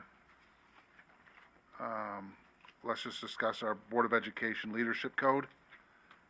It's something that we typically will have at the board office. It's something that every year we update it. You should have had in your packet that code if you want to take a look at it. Will you have it printed up, ready to be signed? Yes, we will. I have a copy of 18 by 11, and we forward for you all to sign tonight to approve it. Okay. But yes, we will then have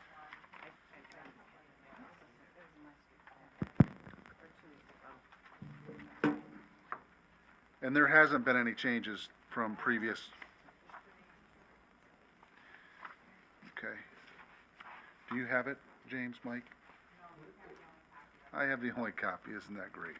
No, it was in the packet previous. Private, but as far as today. I read it before, so if things have changed, then. Okay. And it is posted on our website as well. So, and I did not, unless I missed it, in this packet, I did not see a motion for it. It's not a motionable item. Ah. Okay. Ah, there it is. Sorry, I wrote right underneath it. Okay. All right. Why don't we go ahead and have a motion? Anybody? If you want to read it. Oh, okay. Move to approve the 2023 Leadership Code as presented. Is there support? Support Mary. Any discussion? All in favor? Aye. Opposed? Motion carries. All right, since I have a copy, we'll have this one signed and then we'll have the one at the board office. So, before you leave, there's, you can put your signature on that.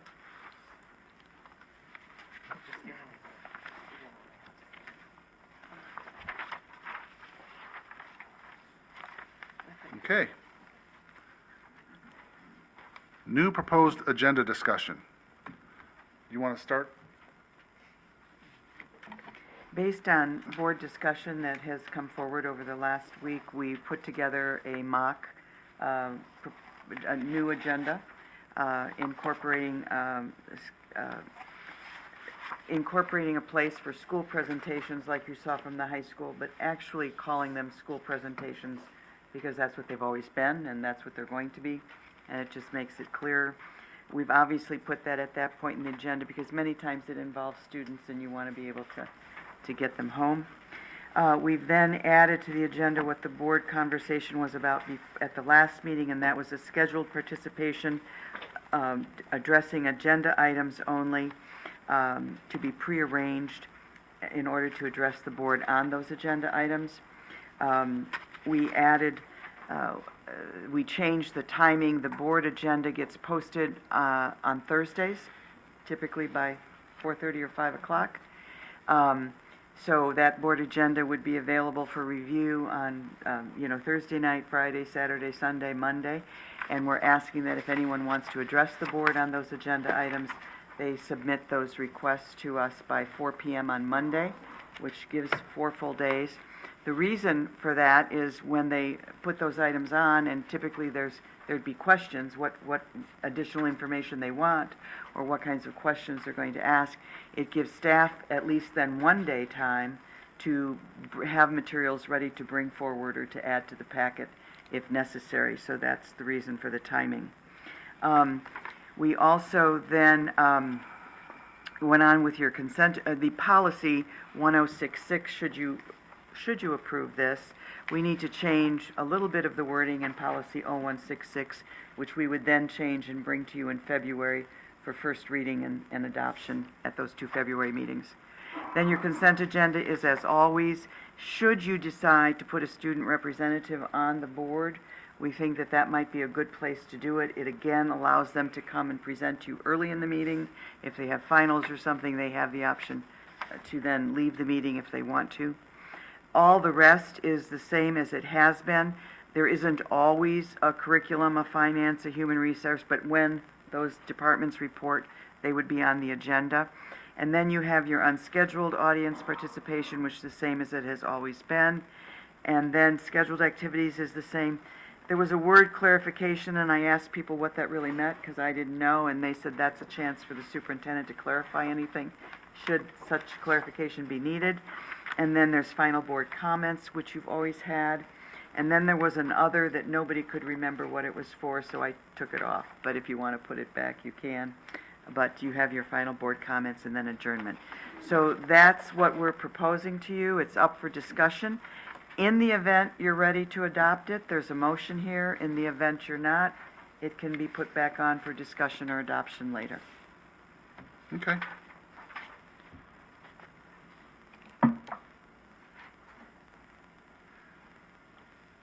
It's my assumption that everybody's looked at that Yep. new agenda format. So I think the best thing to do is have a motion, and we can have discussion if that so presents itself, and then we can talk about it and then vote on it. If there's more questions and that we need to go through, then we still have our vote, and we'll see where that goes, and then we can always bring it up again at a later time. Anybody want to make a motion? James? So I move to approve, or make a motion to approve the new agenda format as presented to us. Is there support? Dr. Reese? Discussion? Mary? Of course, I have a discussion. Thank you. One of the things that I recognized on the agenda is, that I'm looking at is continuity of wording and the wording that we use. I think it's important, the wording that we use. When we talk in item number 13 on the proposed agenda where it says unscheduled audience participation, we also refer to that in a couple other places. So if we do change the wording on that, I would just want to look throughout the document. I'm not sure that that really is the correct term, and I don't, I want to be sure that we're clear on what happens in that section. It's really not a participation section. It's a time for audience, for the public to comment to the board. I think it's a misconception to use the word participation because the way that meetings are structured, it is not a time for any kind of back and forth. It is strictly a time to receive comments from the public. So that's my feeling on that. So can I, would the wording better be unscheduled audience for comments to the board? Something like that, yeah, it could be unscheduled Versus- audience comments, just the word participation, just, So your proposal, even though we've always had it as unscheduled audience participation, are you saying that you would want to change that, not just for continuity from what we've always used, but just eliminate that portion of it and just put unscheduled participation as it is in 4? It's scheduled participation for agenda items only, but are you saying just unscheduled participation? no, I'm saying doesn't take like out the word participation. participation. Because it's We're not, not participating. I They see. are. They're commenting. I think that's what you're saying, Yes. right, Mary? yes, I They're just the only like to ones call it participating, so it's not really. public comment. Unscheduled just- pub, I would Pure- just pure align it play. with the, just align it with whatever the policy says. It doesn't need to be a big debate. If it says public comment is the policy, then public comment is the section. So Okay. it aligns with policy as Yeah. well. And that I would have to look at, but it, what the policy says, Angela? Public participation at board Can you read that down? Or here, you can give it to me and we'll read it that way. And we can, I mean, and that's wording that we could change on the policy too, but I agree that everything needs to say the same thing. And if that's, you know, that's my feelings on it. I don't know anybody else. I might be the only one. So as it says here under, it says the Board of Education recognizes the value of public comment on educational issues and the importance of allowing members of the public to express themselves on district matters. So in that sentence, it's talking about public comment. What's it called? What's the But title? the title is public participation. So I don't know that it's necessarily interchangeable, but it is the definition of what that would be. So it's really, do we want to change that, or do we want to leave it So it is all currently participation. correct? It's just, if somebody doesn't like it, then we have to discuss if we're gonna change it. But it is all at least consistent now, I think. Well, it does say, it says comment within the content of the policy. So again, then, I mean, if that's what it says, then I would like to change that so the term is clearer. So then we have to go back to our policies then and review it. and So make a we change to would, the policy. we Which we would, would be doing, adding the number 4 already. Yeah, taking a look at that policy. Right. Okay. and when would the next policy meeting take place, Angela? So, yeah, here's, we have There- We have policies we're bringing you for first reading on the 14th and adoption on the 28th.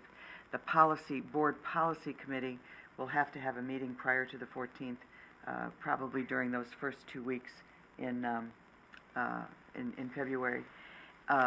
It is not difficult to add this policy to the stack that we're already bringing you. Okay. Would you be available, Amanda, if I'm remembering correctly, you're on policy? And Mary, you're on policy? Am I forgetting anybody? No? Okay. So let's have that meeting. And then if we're going to, I think I'm getting stuck here. They're suggesting starting with the policy. Right. I think we should start with the policy before we have any changes to our agenda format. Because the policy is really what sets the format.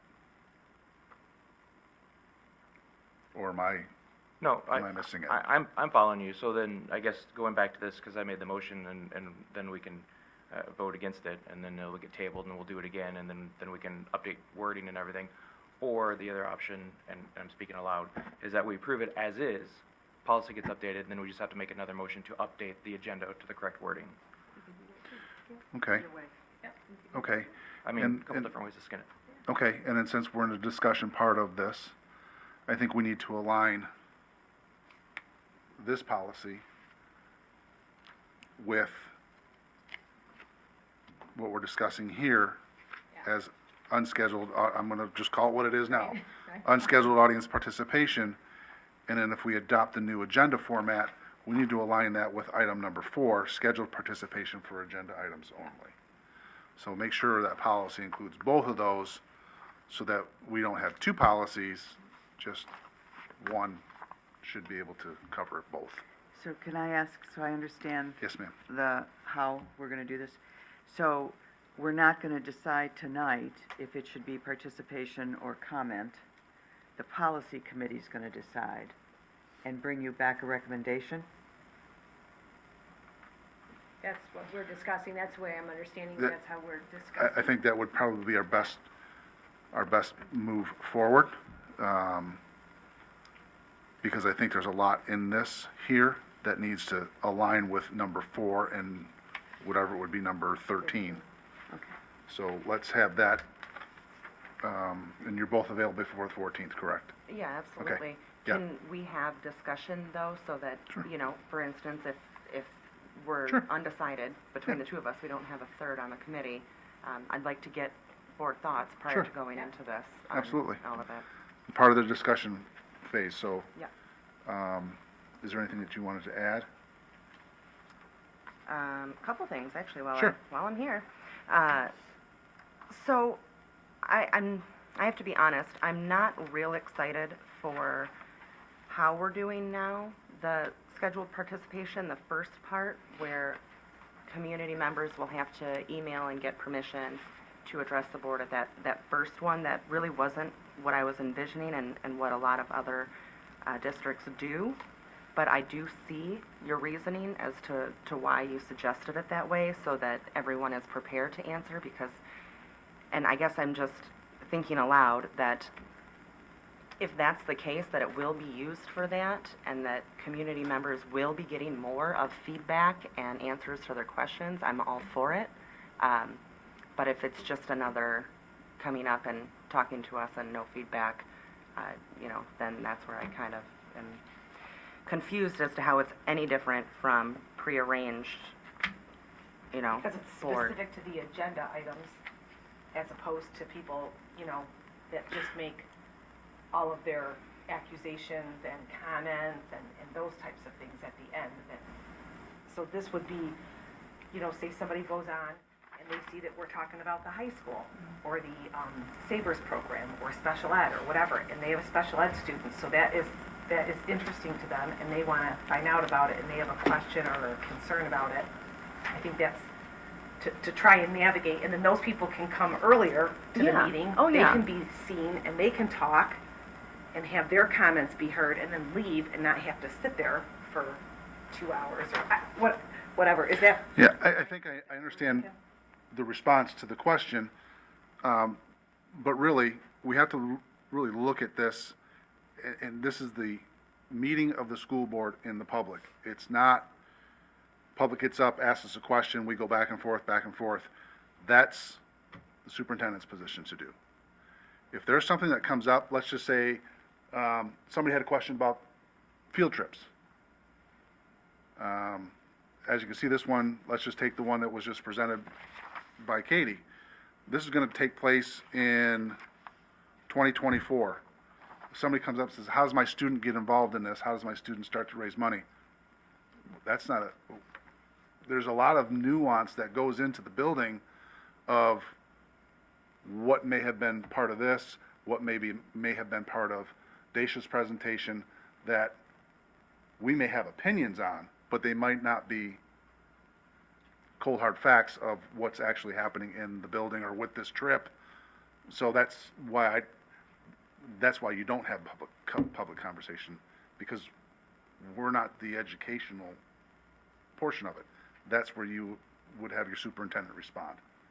That's how I see it. I mean, again, it's discussion piece.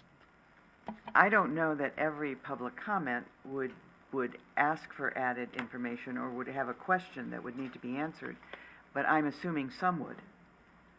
Oh, sure.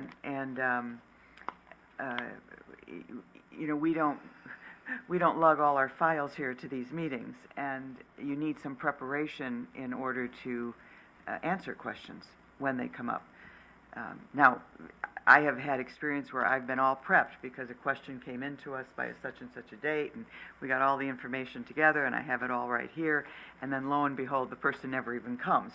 So sometimes, you prepare, and so then we just don't go any further. But most of the time, and some people just want to comment, but frequently there's questions, and those questions should be answered. I think you would, if administration has the answer, you'd want us to be able to give it.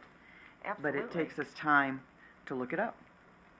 Yeah, so like I said, I'm comfortable with trying this, and I think that if done correctly, which I have all the faith that you will, that it will be great. One other thing I do want to know about it too, is it going to be pretty much everyone approved? This isn't going to be a deny this, deny that, I don't want you to talk about this or that. We're talking that the majority are going to be approved for comment, correct? Well, I don't know what kinds of cards are going to come into us. I've been in some places where you get some irrelevant or outside of our normal rules for that public are comment. not Sure. necessarily intended as serious. inquiries, just more ways to get up to the microphone and so, we would review that. I mean, it really would have to be relevant to an agenda item, and it would have to be a legitimate question or concern related to that. And, I'm trying to recall in my career, I mean, I don't know that we've ever had to reject. I think maybe I can recall 2. Great. But that's out of a number. That's what I needed to hear. Thank you. One was from a student who, it was funny, but the student and I had to have a conversation. And not here, not in Michigan. Why isn't lunch hours? Anyway. Anybody else? Just a clarification, Yes. because you said you took other off, and my very short term here on the board is when I had heard Mary mostly talk about MASB and/or, other things. If that can go under final board comments, that's fine, but if it goes under other, I just didn't want to lose that, because, for instance, like tonight, Mary and I will say something under other about our trip that's coming up to Washington this weekend. So, just a clarification of where you want us to say those things.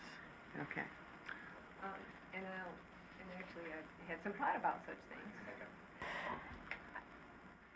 Go ahead. Okay. And thank you, Erin, because that it's important, those things coming forward. So what I was thinking is if it's, if we can submit to Angela and Vicki and Dan, before the agenda comes out, they can put something under Board of Education matters, so we could discuss, something that's upcoming, or maybe the OCSBA meeting we just went to. I know that Amanda was at that meeting too.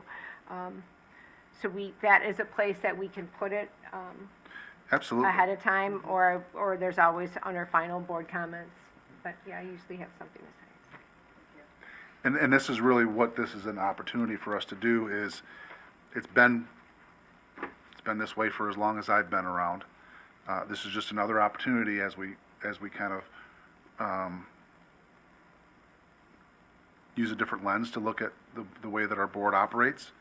That's a good idea, is if there are things that you're going to be doing OCSBA, or you're going to be doing some things on behalf of the board, that's where those would slide under. And I think that's perfectly acceptable to put them there. And, the other was always, the one thing I thought about other is, for those types of things, or if something came up at the last minute. However, when things come up at the last minute, then they can always be under administrative clarification, because typically those would be added at the administrative level, not by one of us. And if it is something that needs urgent action, it really should then be changes to the board agenda. We would be Yes. bringing it to you as a formal, official change to the board agenda, so it could be acted upon as part of the board agenda itself. Mhm. For instance, we had a situation that we had to make a purchase relatively quickly. I can't remember exactly what it was. Oh, it was the server. Oh, yeah, that's right. It was the server that we turned over. We had no way to run the district. We had to purchase a server, and that needed to be done right away. So that was put under changes to the agenda. So, anything else? Good thoughts? So I want to talk a little bit about the student representative to the board discussion. Is that, We got, that's the next is one. that the next one? Yes, it is. Oh, okay. All right. Did you have one? All right. So there was a motion on the floor. There was a motion on the floor where it's been supported. We've had discussion. So all in favor? Oh, can I add another comment? I'm sorry. I want to come back to what James was talking about. So the idea that if we do want to try this structure, we can, if we wanted to vote yes on the motion, we can start with this structure and still come back after policy review. If we want to make some of the minor changes, we could do that later. That's not Correct. A We would be able problem to to that. change items 4 and 13 and rename those at a later date after policy, make sure that they're all in alignment. Right. Sound Okay. good? So I just wanted to So reiterate that Jason's does comment. make a big difference, I think, to somebody's yay or nay vote. Okay? So let's try that again. All in favor? Aye. Opposed? Motion carries. Thank you for that clarification, Mary. Okay. Too many agendas in front of me. I got the proposed one, and I got it right here. Yep. So additional committees. There is, there's no motion on this, but it's a discussion that we kind of talked about at our last meeting. I would really like to have this motion on our next agenda, which would be on the 14th. We've been kicking this thing around for 2 years. It needs to be discussed, put on the next agenda, either yes or no, and we'll move forward from there. So why don't we start with Heather, since you were kind of the one that was a big advocate for committees in the past. Right, so we pretty much have just mainly had a policy committee, but we have been discussing it for 2 years. I've been trying to get committees, so we're about the only district, and when I called multiple districts, we're the only district that didn't have committees. Every district from small to large, Clarkston, Lake Orion, Brandon, Elmont, I talked to Romeo, they all have committees.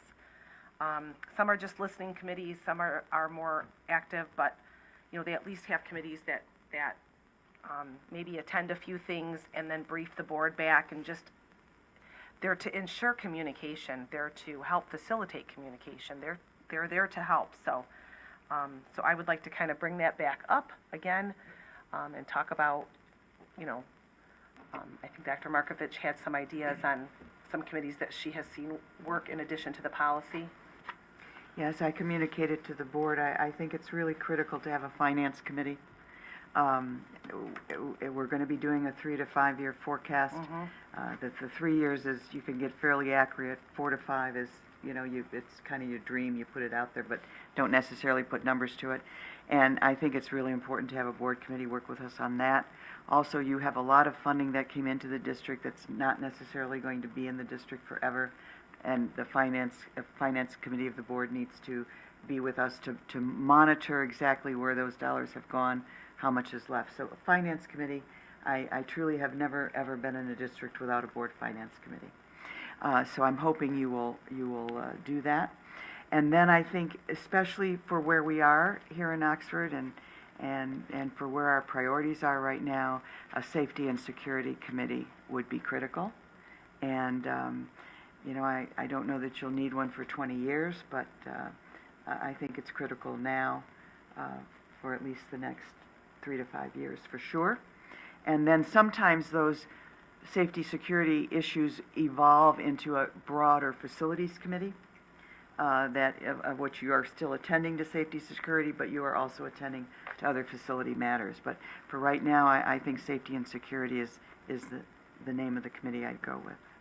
So those are two that I think are really important, along with finance. Okay. And we did discuss a little bit, and there was some discussion between board members and Dr. Markovich back and forth. Just because we don't respond back and forth to emails doesn't mean we didn't see them. And I don't think that anything else came up other than those two for now. So we would look at policy, finance, and then safety and security would be one. One of the things that I think is important is that we have a discussion about what those look like. You know, Heather kind of touched upon it earlier. Is it going to be somebody that's just in those meetings as an observer, listening and getting a better understanding, and then after that opportunity, maybe if it's a finance question, that person would speak to Sam one-on-one, then bring that information back to the board for any further clarification. I mean, how have they run in the past that you've been involved with? That's certainly part of it, but just like the policy committee, we would schedule, for instance, we're going to be in budget development. If you have a finance committee, we're gonna call that finance committee in. We're gonna talk to them about the budget development process. We're going to ask for their input, see if they have anything they wanna add. As we go through that process, there will be certain key points where we will wanna bring information back to the board, and that information would first come to the budget committee, or the finance committee rather, so that we get some board view before we would come back to the whole board. The same is with safety and security. You know we have the huge part of our recovery plan. That committee would be convened. We would bring that committee up to speed with where we are with things. That committee would help us design what would come back for board report. I also see the members of that committee being part of the district safety committee, because you have a district safety committee. And that maybe not both members having to go to every meeting, but at least one of the two members going to those meetings and reporting back to us. So it's both a report back as well as a work with your administrative team in those areas. Certainly, you know, I mean, we're paid to actually produce the budget. We're not asking the finance committee to do that, but we're asking the finance committee to oversee and give input. Okay. Mary? I'm still not quite sure about a board safety committee. We have a district safety committee, we have a parent safety committee. I'm just trying to get a better picture of what a board safety committee would look like that wouldn't be part of what is already going on. It would be part of whatever is going on, but those two board members, just like two board members would work with us on policy development, two board members would work with us on financial reporting and budget development. After you get input from your district safety committee, after you get input from your parent subcommittee, the administration now has to work on implementation of those things. And the two board members on safety and security would work with us on that as board level input. Okay, all right. So it's kind of also being familiar with our policies. Those are board policies. So being familiar with our policies to be able to speak to how any discussion that they're having relates to the board policy. Are we following our policy? Is this a place where something might need to be changed? Something like that could possibly be part of that. Okay, thank you. That was the picture I needed. Thank you. Okay. All right, any further questions, thoughts, comments about it? Why don't we do this? Since there is no motion, there won't be any voting on who's on what committee. I think we already have two for policy. Why don't you submit to Dr. Markovich what committee you would see you best suited for?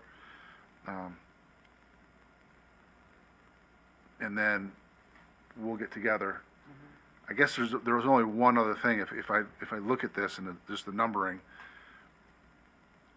would there be an idea of having one committee with three? And the only reason is because of the way the numbers work, somebody would be left out, and because I won't be on a committee. And so there would be. We could certainly go to three. I think the thing is to see where the interest is. Correct. From board members. If there's interest. And then Yep. determine. Absolutely. Okay. Okay? And just to comment on the safety one, just so people are aware, so the district safety meetings take place during the day, so you would need to be able to be available during the day. Those meetings happen, there's a couple a year, and then the parent subcommittee meetings do happen in the evening. But, Okay. so just, another commitment of time as well, so just thinking about that And policy typically meets during the day. during the day. And it's one thing, we're coordinating our schedules along with what cabinet would be meeting. Cabinet is going to be meeting during the day. And finance would be during the And day. finance, all cabinet positions, whether it be finance, safety, those will be meeting during the day, and we certainly don't want to add extended time to that day. So just think about that when you're applying for one of these. It's not really applying, just submitting your name. Okay? Any further questions, thoughts, ideas? All right. Item F, proposed student representative to board let me stop there. Proposed student representative to board. Have a discussion since you had a thought earlier. I'll let you Well, start off. I need to know, like, I need to know what that's gonna look like before I can really put my 2 cents in, because here's what I don't think is appropriate. I wouldn't want it to turn into like a popularity contest and, this kid gets to sit on the board and, so I want to be careful of that road. So I know I did some research on this as well because I saw it. I knew we were going to discuss it. So I had some discussion with a board member from Lake Orion. They have a student, they have student leadership classes similar to like we do, and they present to the board. They come and present to the board, maybe once a month, once every couple months, kind of depends on what they have going on. But they don't really like sit on their board. And obviously, even if they did sit on the board, there would be no vote or anything. But they're not really like at every board meeting. I think that's a huge commitment for a student. These meetings are long and they're in the evenings. Most of our students are engaged in multiple things. I just don't know that that's. I do want to hear from students. I don't want to come across that I don't want to be open-minded and hear what they have to say. I just don't know if this is the right setup for that. I would like it maybe more in a presentation form than having them be part of the board of ed. So maybe a if you quarterly will. presentation? Something like that might be better. Yeah, I would love to hear from them more. I mean, we do hear from them, especially when we used to go around to the different schools. Some of the principals would have them actually do the presentations. That's happened a lot over the years where the students actually gave the presentations about the material. Not necessarily curriculum material, but as far as points of pride or things like that. So that's happened a lot over the past. Maybe we can enhance that more in depth of, not just what's going on, points of pride, but how are you guys doing, or maybe a little bit more of a in-depth description. But I just think we need to be careful of that and make sure that we set up the right parameters. Okay.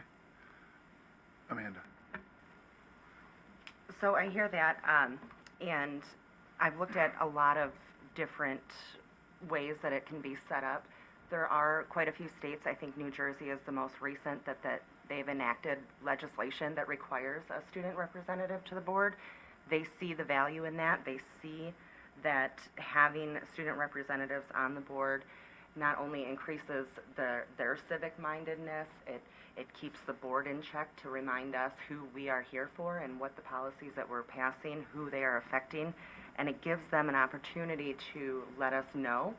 And so now typically this would be done as they would receive credit, either one elective credit or however the school would determine that, and they would be supervised. And I've seen it in different ways where it is somewhat of a team, where it would be the superintendent, principal, and then whoever is involved with student council, student leadership. That's kind of where you draw your pool of candidates, and you can do all sorts of different things for them applying. I know Detroit Public Schools go so far as to have them fill out petitions with signatures, kind of like we did to become board members, and then go through the interview process, and there's vetting, and then of course administration ultimately would pick. I've seen sometimes where the board does it, but it looks like mainly this would be administration decides, and they would serve a year term, receive the credit for it, and then would have to come to the board meetings and look at our agenda, just like we do, look at the agenda in advance and say, get with different populations of the schools and not just their own grade.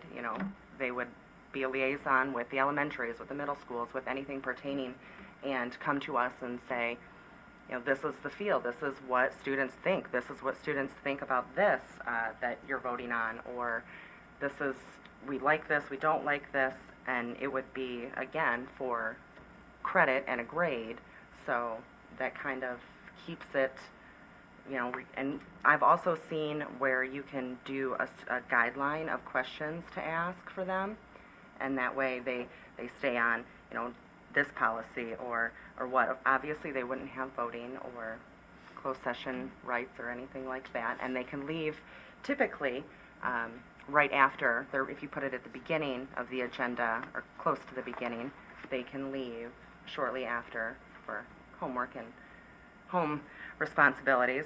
But that's kind of the gist of my answer to your question.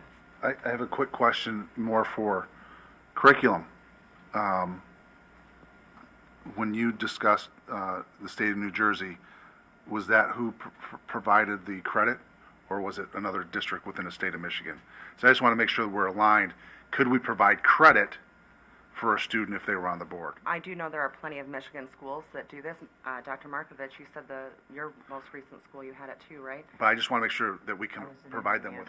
Oh, that was Indiana, I'm sorry. Well, I just want to make sure that we can provide them with credit, because I don't want to put something out there and then get 50 kids apply for something that they think they're getting school credit for, and then the state requirements don't allow us to provide that. Oh, yeah, we'll need to do more work on this. Right. We'll need to work with administration. This was just the idea coming forward, but there are a lot of things that we would need to hammer down before we are in a position to actually implement this. But I do know that there are plenty of school districts. I just named Detroit, so there's plenty in Michigan that do this and give credit, so I have to imagine. So since there is a motion, I want to make sure. I know, but since there is a motion that may happen, I want to make sure that we can provide credit. I believe so. I will look into it further. The example of a leadership student, for example, would be a student who has that probably desire and connection to the student body, but they're already receiving credit in leadership class. So there might be some other possibilities, but students earning credit, there's a lot of flexibility around that, so as they still meet the districts and the state's graduation requirements, which they do. And I. Well, and any student should be able to apply, not just leadership. It should be any student in the high school, anybody. And I think that we should open it up. Mary and I had a phone call about this. So, do you mind if I? Go ahead. Okay. I think we should open it up to all of our.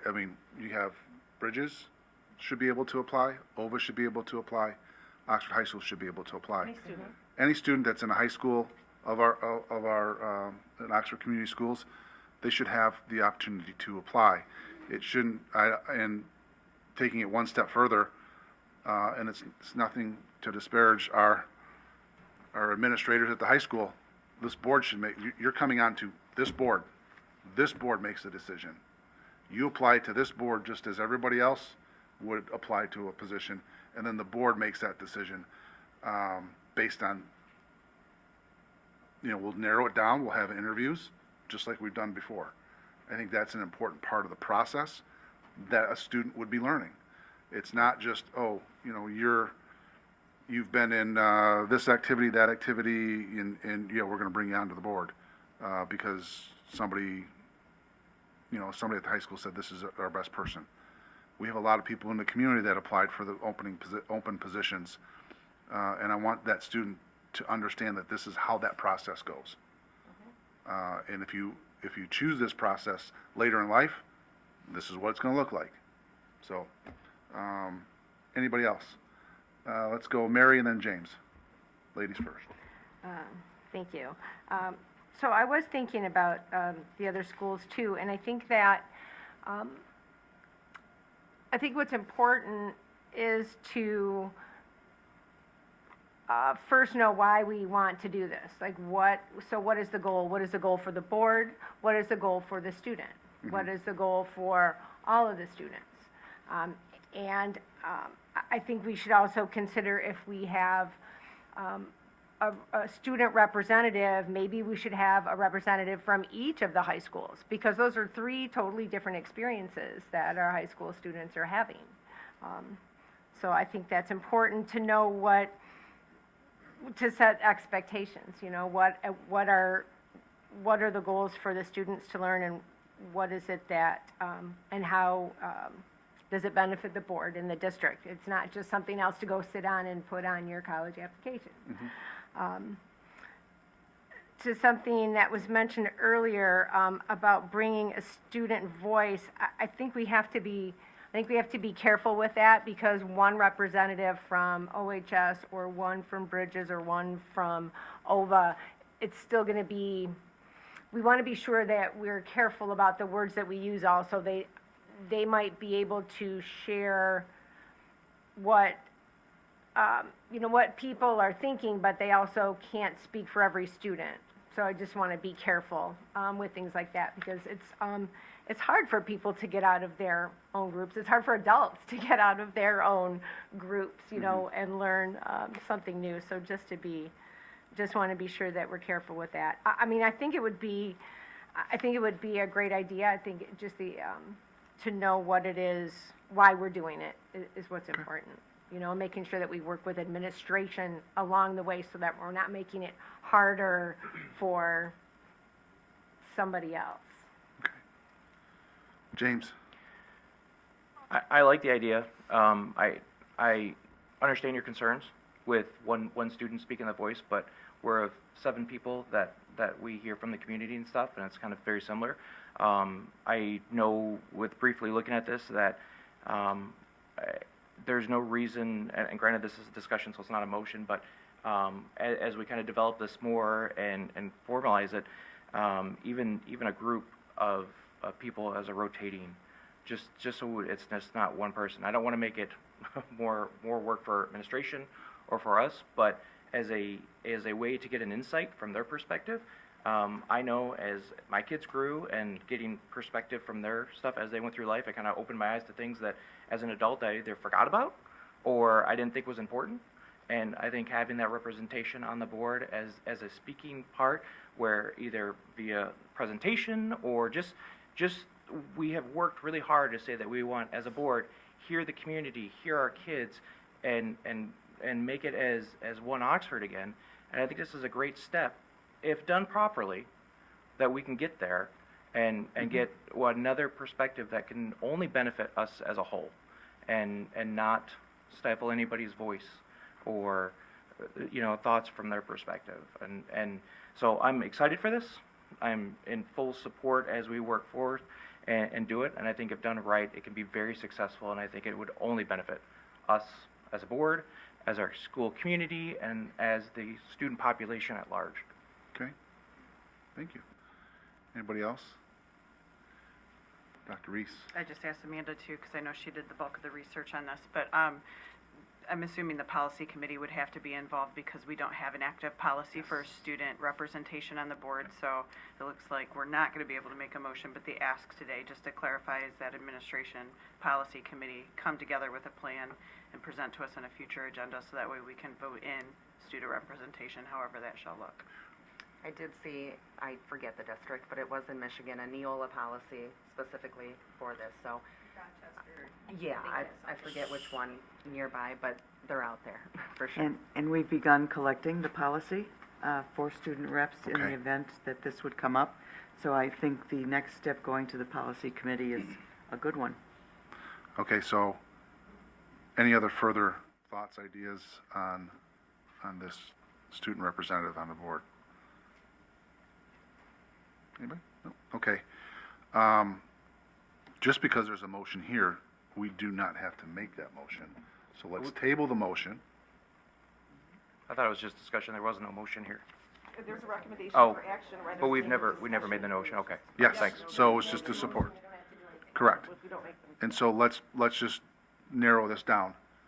Policy committee will meet before the 14th and make sure we have a policy that covers that.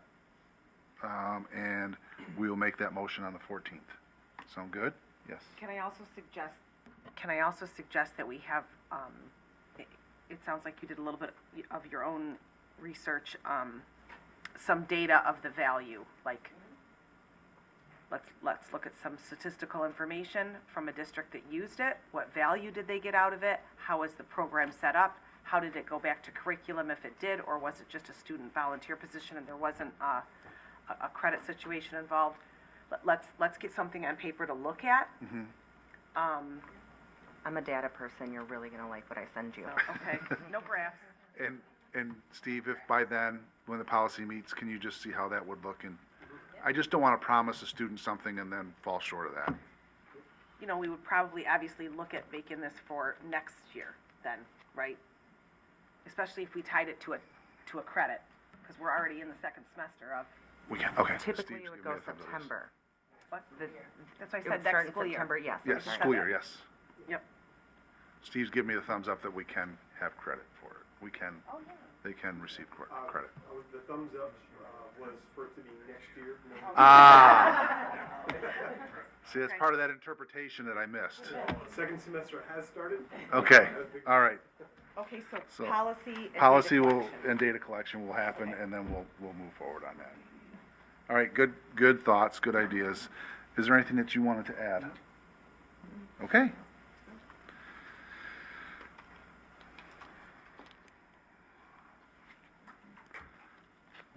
We're at item number 7. It seems like it's like way down there, but we're on item 7. Curriculum and instruction. Anita and Steve. We had, last board meeting brought forth some edits to our district course catalog. And Yes. so, we just wanted to bring that back to the table to see if there was a vote on that. Yes, you all have the course catalogs? Okay, Yeah, I'll go ahead and make the motion. go ahead. Move to approve the 22-23 revised district course catalog, oh my gosh, as presented. Is there support? Support James. Any discussion? All is in favor? Aye. Opposed? Motion carries. Thank you. And then there's item B, which was presented previously. The Oxford High School auto class purchase was the lift. Is there anybody? Yes. No, I'm ready to read it. Is there anybody that needs an update on that? Okay. Heather, Move to approve the purchase of a scissor lift and materials from Equipment Distributors Incorporated for $42,129.04. is there support? Support Mr. Whitney. Any discussion? All in favor? Aye. Opposed? Motion carries. Thank you. Safety and School Operations, Dr. Willman, sorry. It's all right. More people mess up my married last name than my maiden name, which was Lingenfelter. So I'm getting Try used to running it. through with D'Alessandro. Yeah, that's true. Okay, here we go. And so the first thing that I have is the School of Choice document that I brought last month. The question was posed, and I did give Dan an answer at the end of the meeting, but Yes, thank you. the question came up of OVA's different date, and that it is a date that the campuses are all allowed to choose. So I just wanted to make sure that that was passed on. So Yes. it's just you voting on this evening. Okay.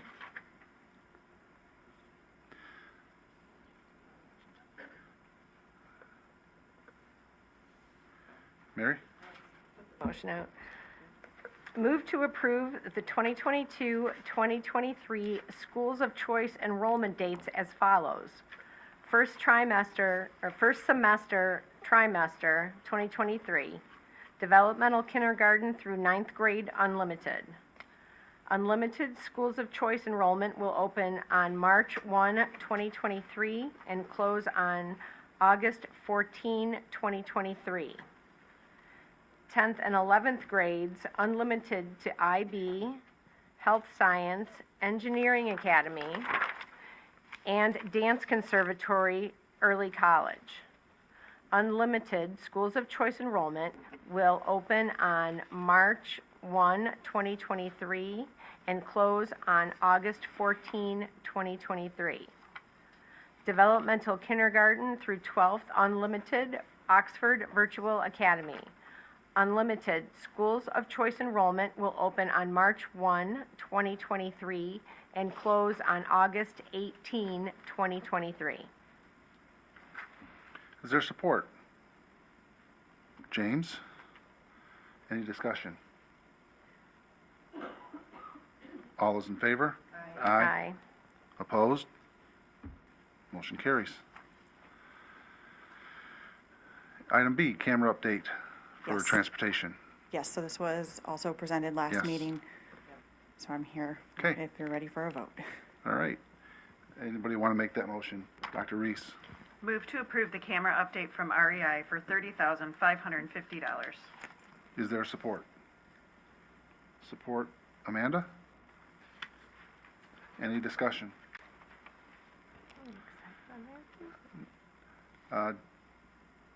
Okay. All in favor? Aye. Opposed? Motion carries. Thank you. Thank you. Yes, can you grab those, please?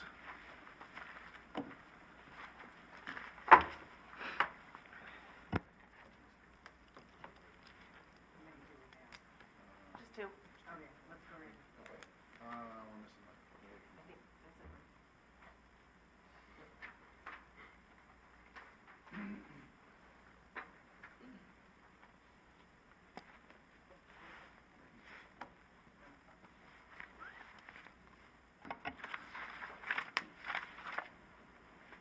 Okay, Angela Halleck.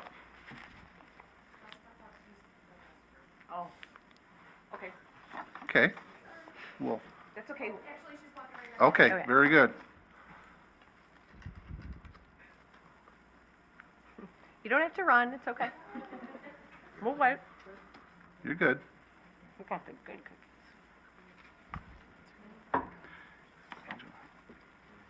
So I only get 3 minutes. Yes. Okay, I have a couple different topics, so I'm gonna do one really quick, Okay. and then I'll get to my other one. So my first one will be, and I speak from elementary level. Okay. That's all I'm familiar with. Because of a safety fail issue that occurred on December 15th at one of the elementary schools, it was brought to the attention to many that there is a community member not employed by Oxford School District who has a master key to all the schools. The safety resource officer of this elementary school did not and does not have this community member on his list of people who have a master key. So, according to policy 7440, if you could check up on that one. It talks about an effective key control policy, and that includes stamped metal keys. Controlled access provides the highest level of security to all of our buildings.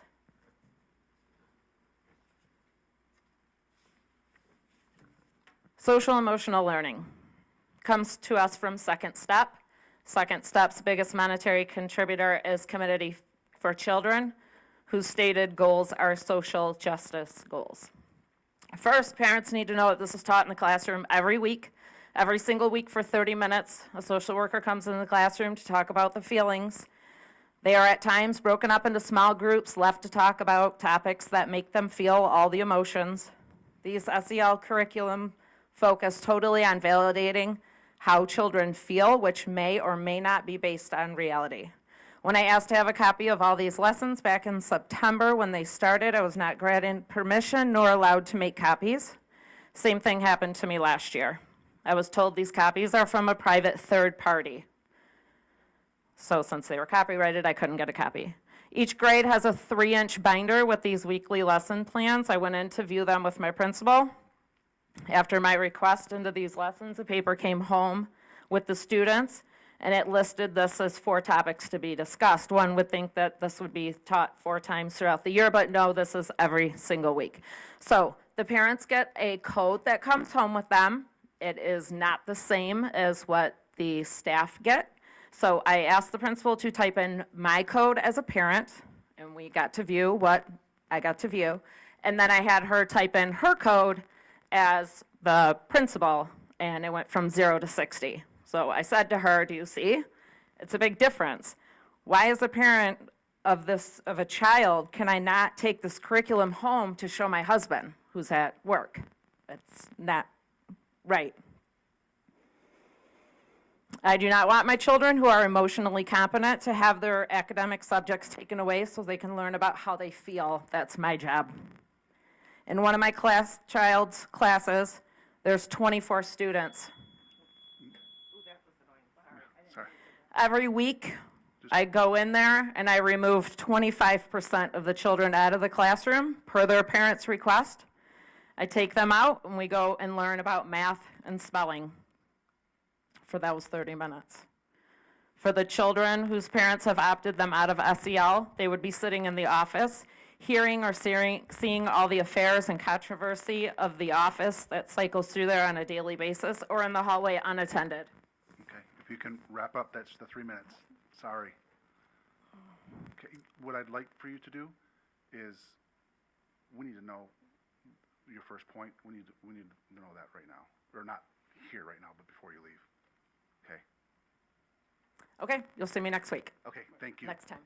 Angela, can you get that name from her? Thank you.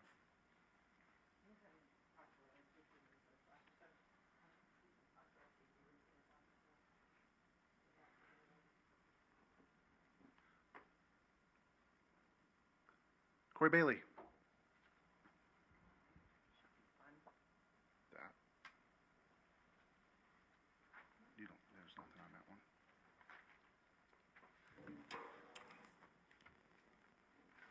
In 2019, early 2019, May actually, Policy 8402 was adopted. That is our emergency operation plan, which said that by no later than January 1st, 2020, an emergency plan would be adopted by the board.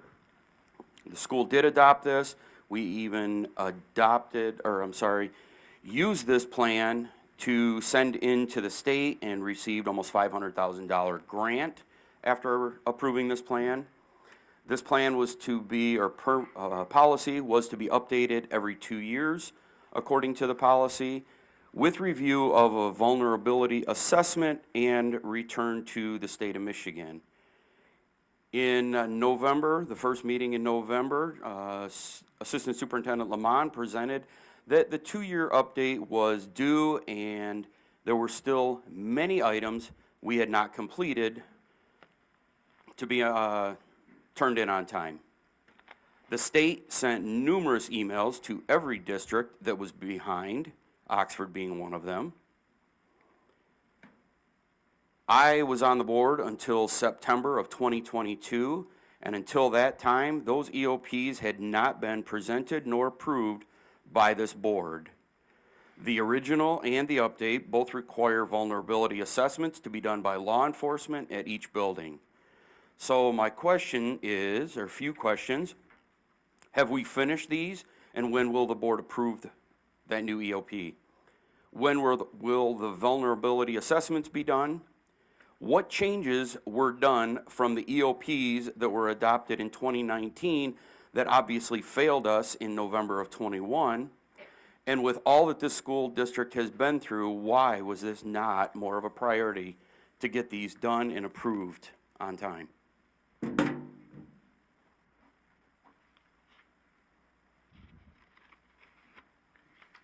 other late ones?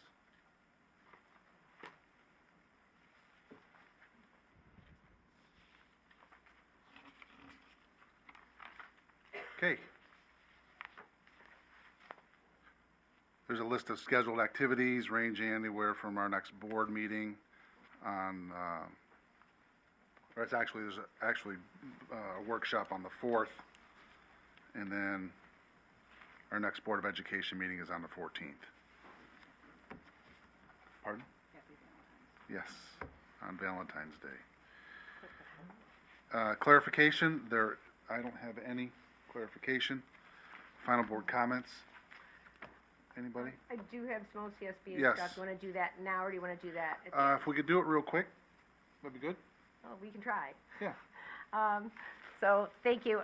Just wanted to remind everybody that we got an email from OCSBA regarding resolutions and bylaws and the legislative priorities. Those are going to go on the agenda on the first meeting in February for us to review and discuss, and then on the second meeting in February, we'll be voting on those.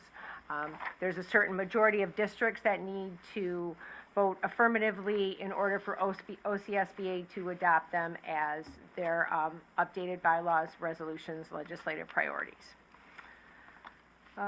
There's also a couple things coming up, just wanted to let folks know for OCSBA. There's a dinner meeting in Oakland Schools coming up on March 15th, and the awards banquet on June 21st.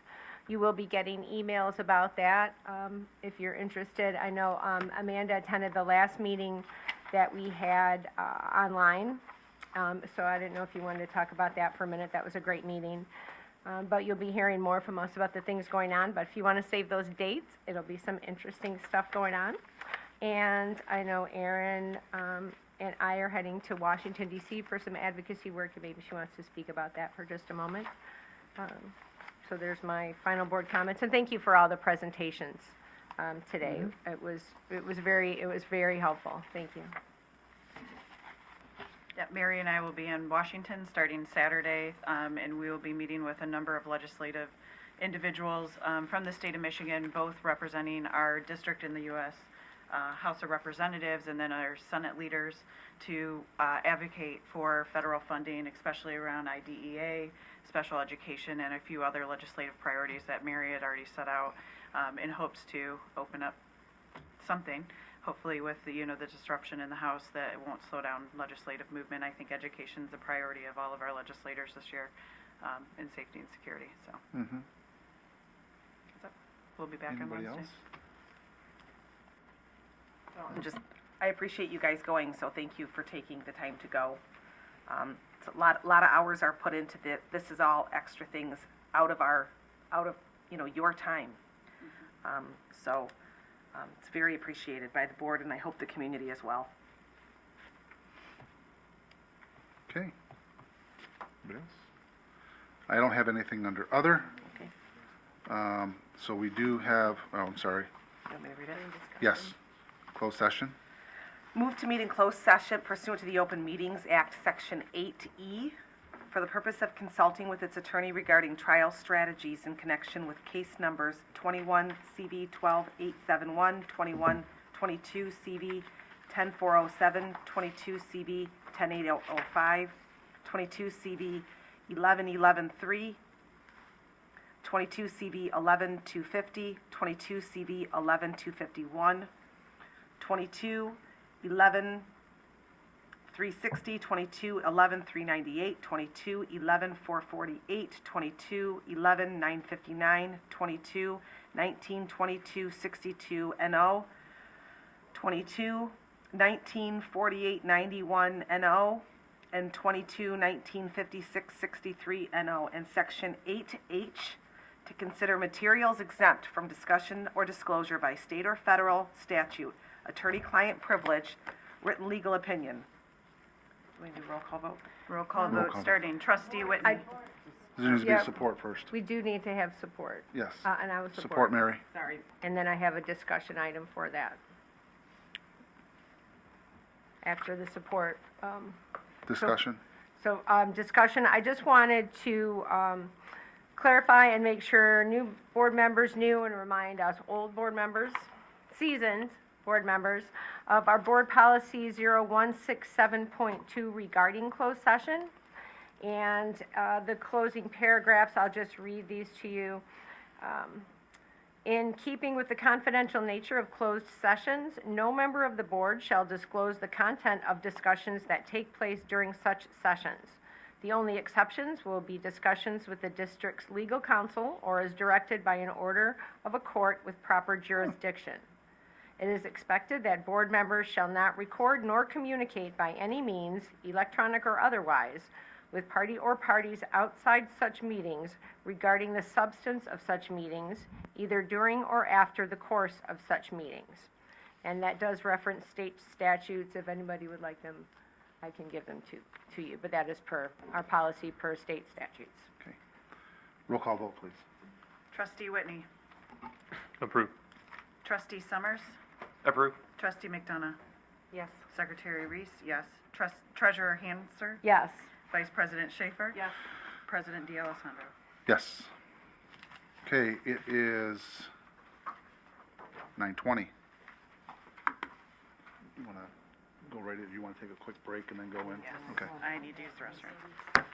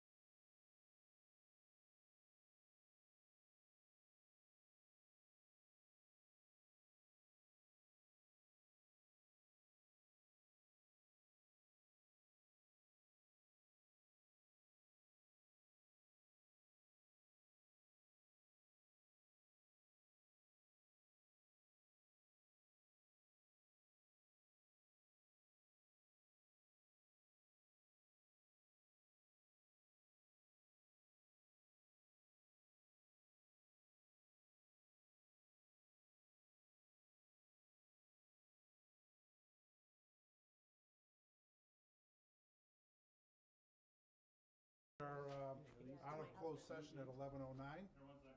Okay. Thank you.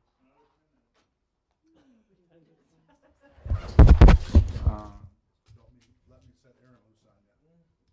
I'm recording, go ahead. Ready? Yep. So is 11:10. We're out of closed session and back into open session. Meeting's adjourned. Thank you. Good night, everybody. Good night. Night. Is Donnie